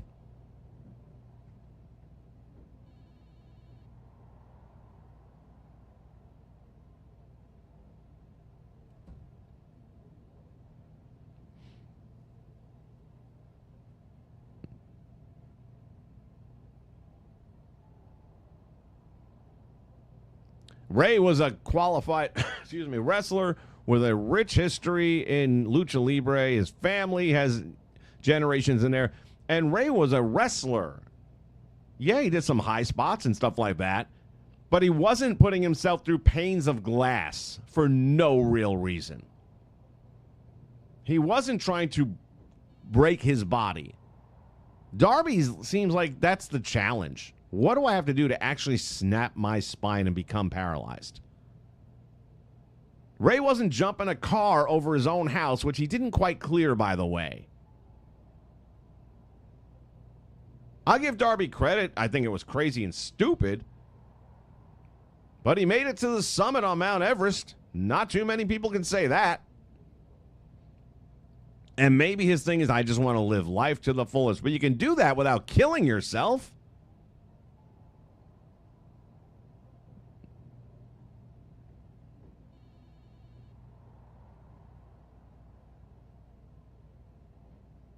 Yeah, I cannot stand her. I just can't. It's good to see you too. Thanks. During COVID, I was watching the podcast with her and Tony, and that's when it started hitting me. It's like, oh, she thinks she's somebody, like a celebrity level somebody. You know who does it right? Jessica Carr. She does her job. She's there when she needs to be. she doesn't steal a spotlight. You got the other girl now. She's newer, D'Amico or something like that. Real pretty girl. Doesn't steal the spotlight. When Roman Probably because they would not be allowed to. I'm not sure. Repeating yourself, Paul. But this is the whole deal, man. When you got the inmates running the asylum, this is the shit that happens. This might be my last match in today's little skirmish. Yeah, that's true. Ray looked like he belonged in a wrestling ring. Little small for the overall size of things, but yeah, he didn't look like some dude that was smoking a pack of Pall Malls out in the back parking lot.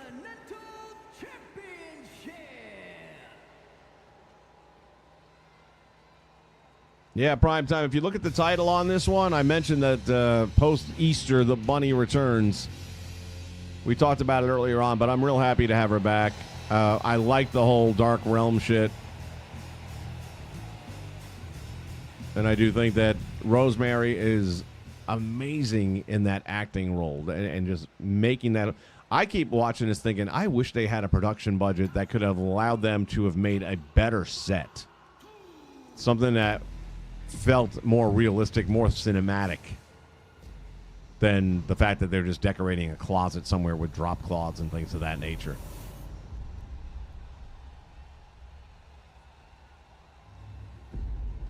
Even, the biggest thing, I'm watching these little short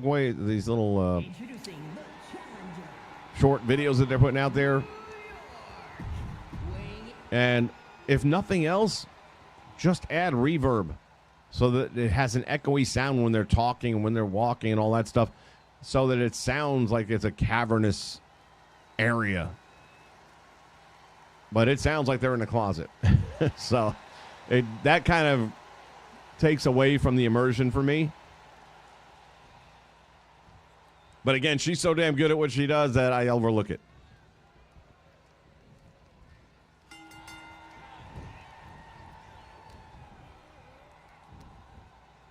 Oh, we got actual things to do here, huh? 3 heavy hits. That was a nice move.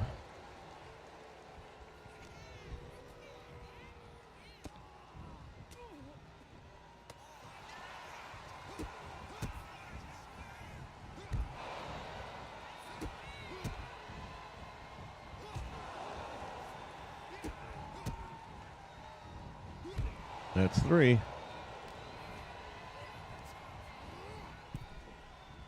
Reverse 2 of his attacks. Well, that'll come.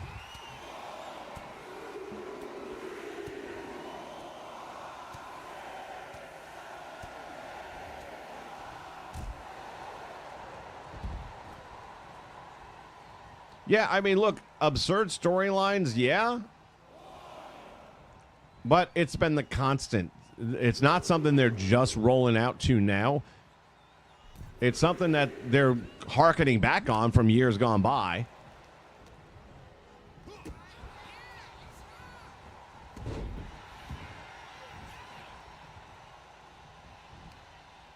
Got to reverse another move. Get him up. Come on, Jacob. No, that didn't count. You weren't close enough. Get up. Did that count? No.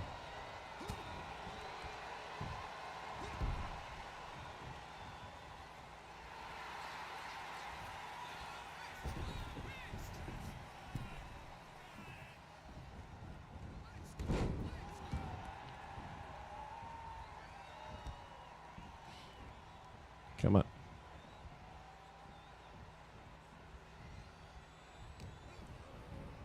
Shit. There we go. Keep the pressure on. I can do that.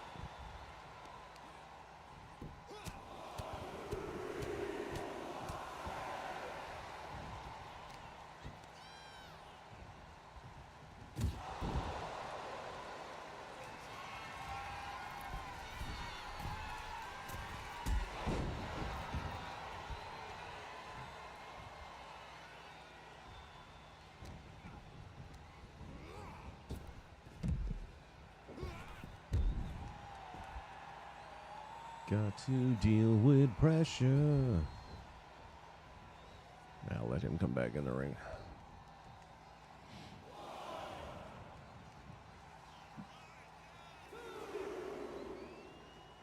Think about TNA when they get a little bit on the wacky side like that. It's kind of like Lucha Underground. They were always the way they were. Lucha Underground had some very daytime soap opera storylines going on. That's what this is. I think Lucha did a better job with budget-wise of coming up with more realistic scenery.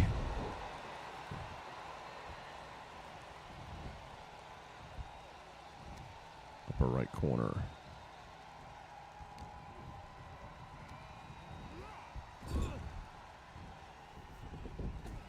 Damn it, referee.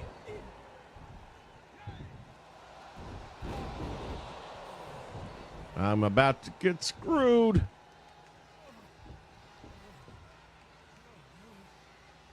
Hey, ref, look what he's doing. No, not the chair. Come on. Off the top rope. This is not going to end well. And I'm pretty sure from... Oh, wait a minute. Hector!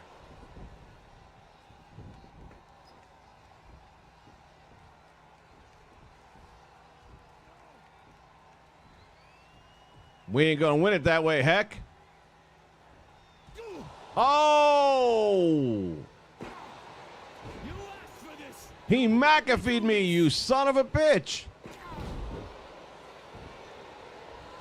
And here I turn babyface for you, you dumb son of a bitch.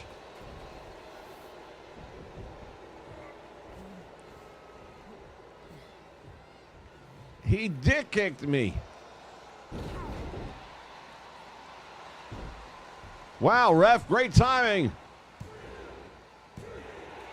Oh, man. See, now I can't stop at this point. I got to fuck this guy up. Hector, when I am done with you, your mom ain't going to recognize you. There's going to be so much blood. The blood is about to flow. I can tell you that right now.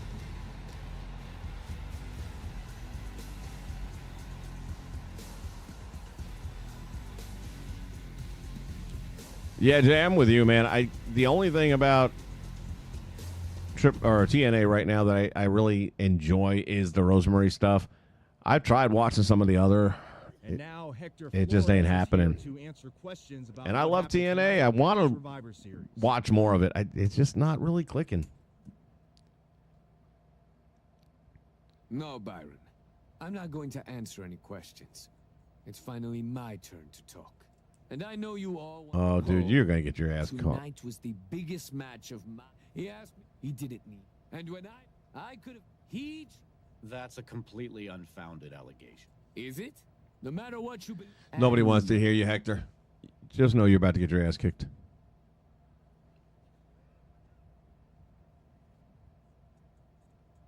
Survivor Series, my race, Jacob's Ladder. How much further I gotta go to get Dusty Rhodes, man? I can't remember.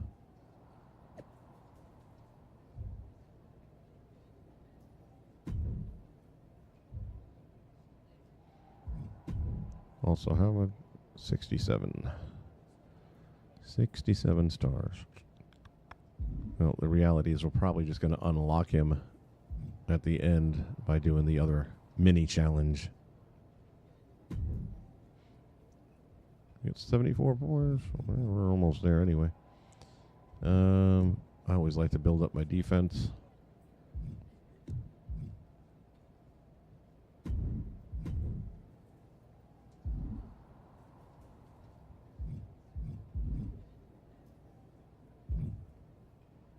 See what this asshole's got to say after the luckiest win of his life. I know you don't think we're done. We're definitely not. Fatu, You talking like you earned my respect. You didn't earn nothing. I was about to send your ass back into retirement when that little punk-ass Hector stuck his nose in my business. Didn't look like it. he stuck his nose in our. You got business with Hector. You got business with Braun. You got business with Wise Man. You forgetting one thing. What's that? I run this business.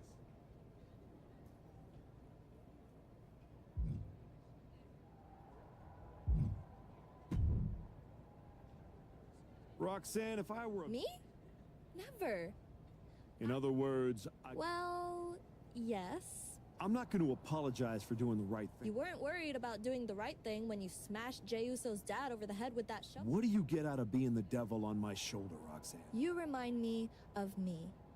Before I got it. Before. And who's that? A winner.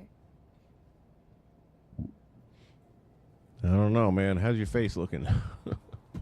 She's a winner. She probably ain't looking like one right now. Did you have any idea? Did you see it coming? Yeah, that's why I let him kick me in the dick. Now, in retrospect, yeah. I missed every sign, plain as... You're sounding very zen about this. I'm mad. What about his challenge for the Royal Rumble? Hector and I will have our reckoning.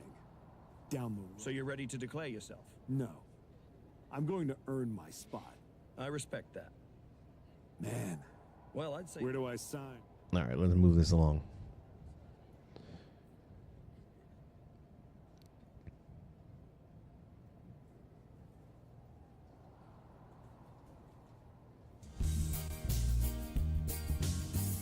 Know when to fold 'em, know when to walk away, know when to run. You never count your money.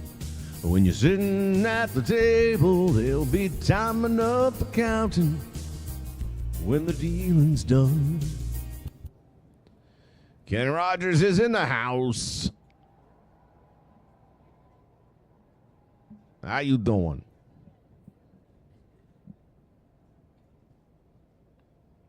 Oh, I don't know. I always thought she's cute as shit. I like me some Roxanne. She's a cute little shit.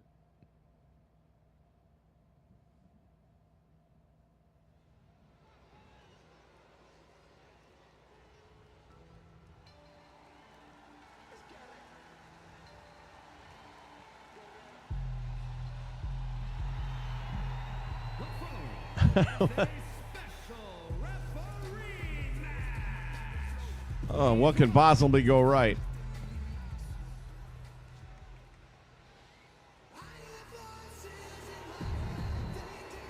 Hector is the special guest. I am sure I'm going to get a fair break in this.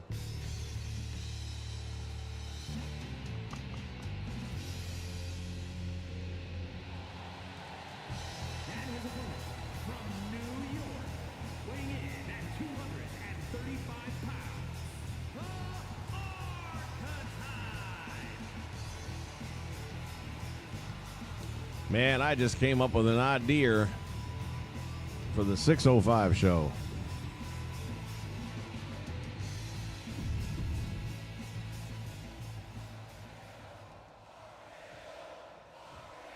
I was wondering about something, but now I know.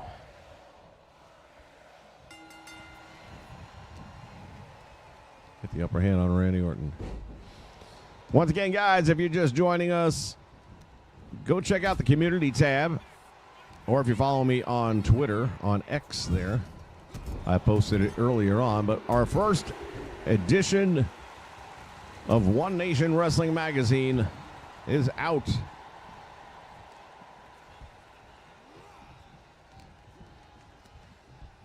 Second one is already just about set to go to press. That'll come out later this weekend. And each one is getting bigger and better than the one prior. So look forward to that. It'll give us an opportunity to have another way of advancing storylines, recapping events that you may have missed.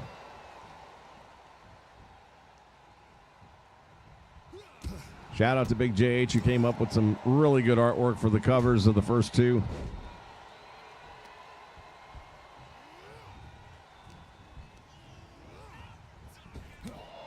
Oh, you did not. Come here a minute. Hold on a minute. Randy, I'm sorry, man. I got to deal with shit.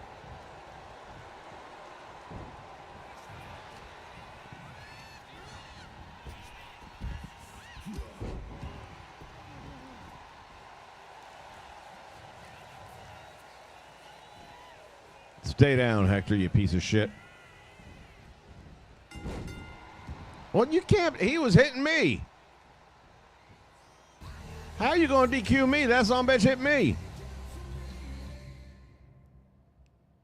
That's some shit right there. That is some shit right there. So I'm supposed to just let him beat the shit out of me. Motherfucker. Hector, the day we get into the ring for an actual match, dude, you're done. It's going to be a 6-star match because I ain't going to stop until every ounce of blood has left your body.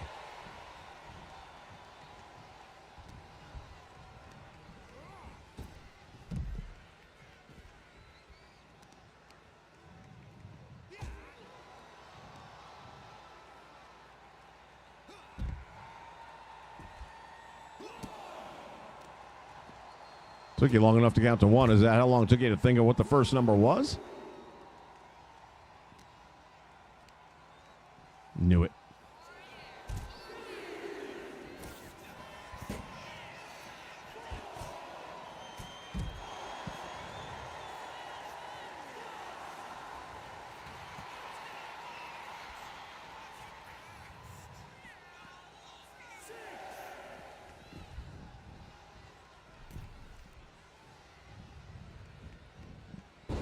Whoopsie.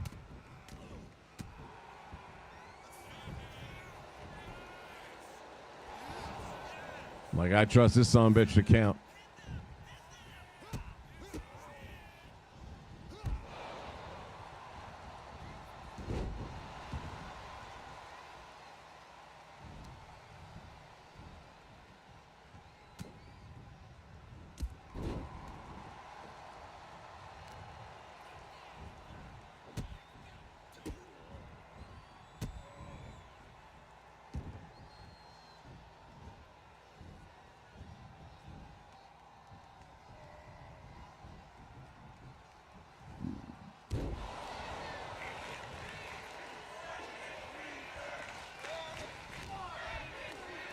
But I can't touch him.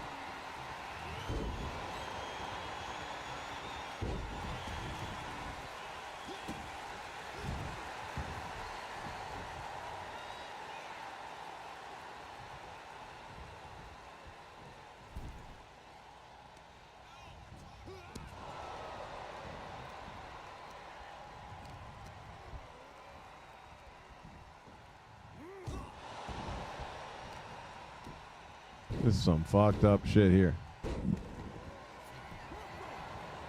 He's going to call a rope break? Really?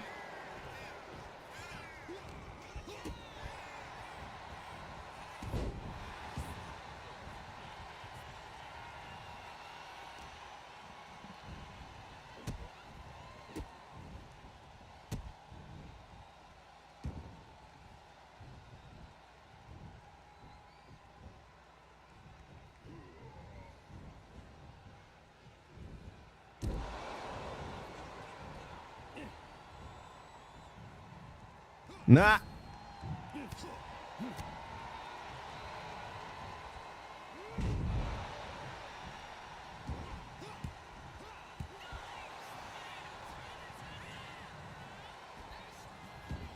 least outside the ring, the son of a bitch can't put his hands on me. Damn, how's that for a count?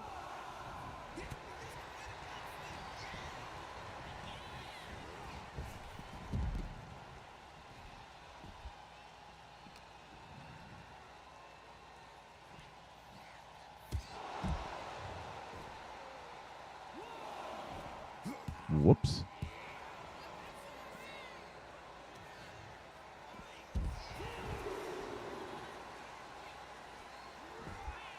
Reverse much.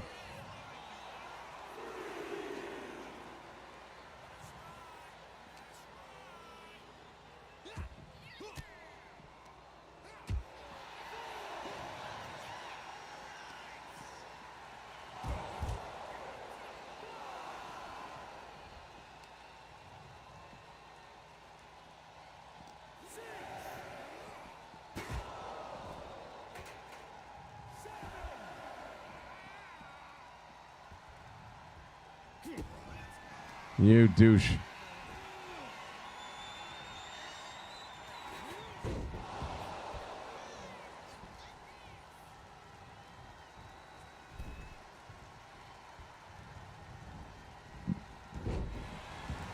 How am I supposed to hit a friggin' signature attack if the son of a bitch keeps on draining my stats down?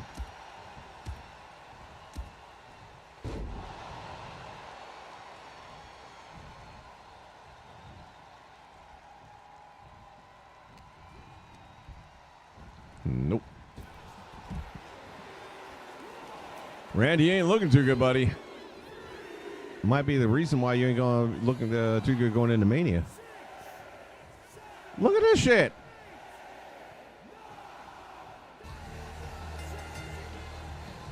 I don't recall having this trouble. All right, well, I ain't gonna keep on fucking with it.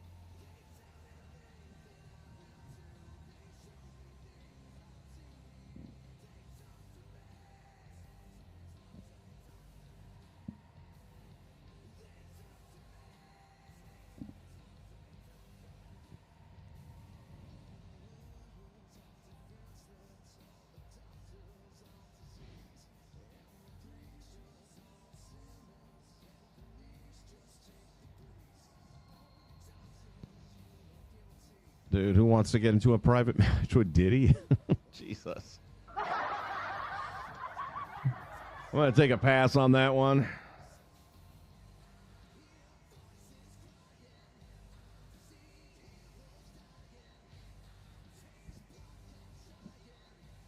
All right. 3 hours and 45 minutes.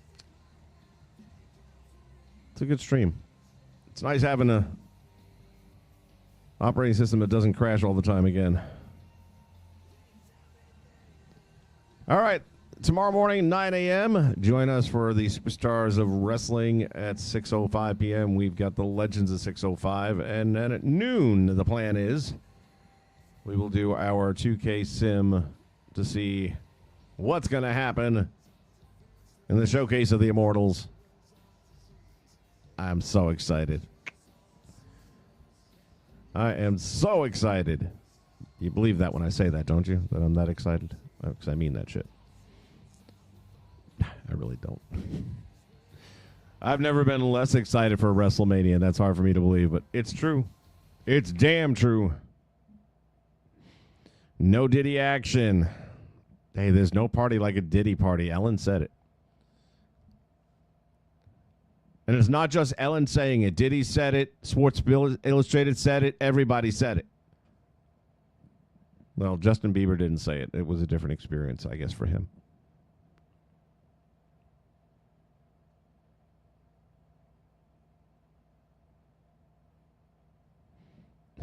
We at the Nation don't play that. Not the Diddy way, we don't. Nope. Going to give it a big old pass on that one.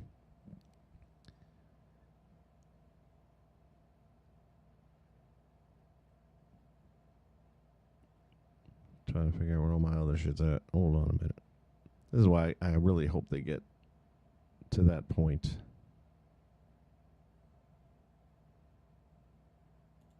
Is this it? Yeah, there we go. Back to WrestleChat. That's where we started. That's where we will end. Again, I want to thank everybody for spending some time hanging out and doing the chat thing. I'm just checking out a couple of things here. It's about a minute. We'll see you tomorrow morning at 9 a.m. and then again at noon and finally at 6:05. And then enjoy night one. And for those of you that are strong enough to stomach night one of WrestleMania. Between now and then, make sure you don't forget. Bye, boys. Have fun storming the castle. Think it'll work? It would take a miracle. Goodbye. Actually watched a little bit of AEW, not a lot. Just enough to remind me why I don't watch it. Oh, this is already funny. Just the headline. The list of moves and actions that are now banned from AEW or need to be approved by the company. Maybe that's why Nash is pissed off, because he went for Rock and Austin and not try to duplicate him. Well, it'd be easier to duplicate him. You only have to learn 5 moves. Like you said, and we've all been saying, Tony Khan, you need a hierarchy, and he gets one, and then we make fun of it.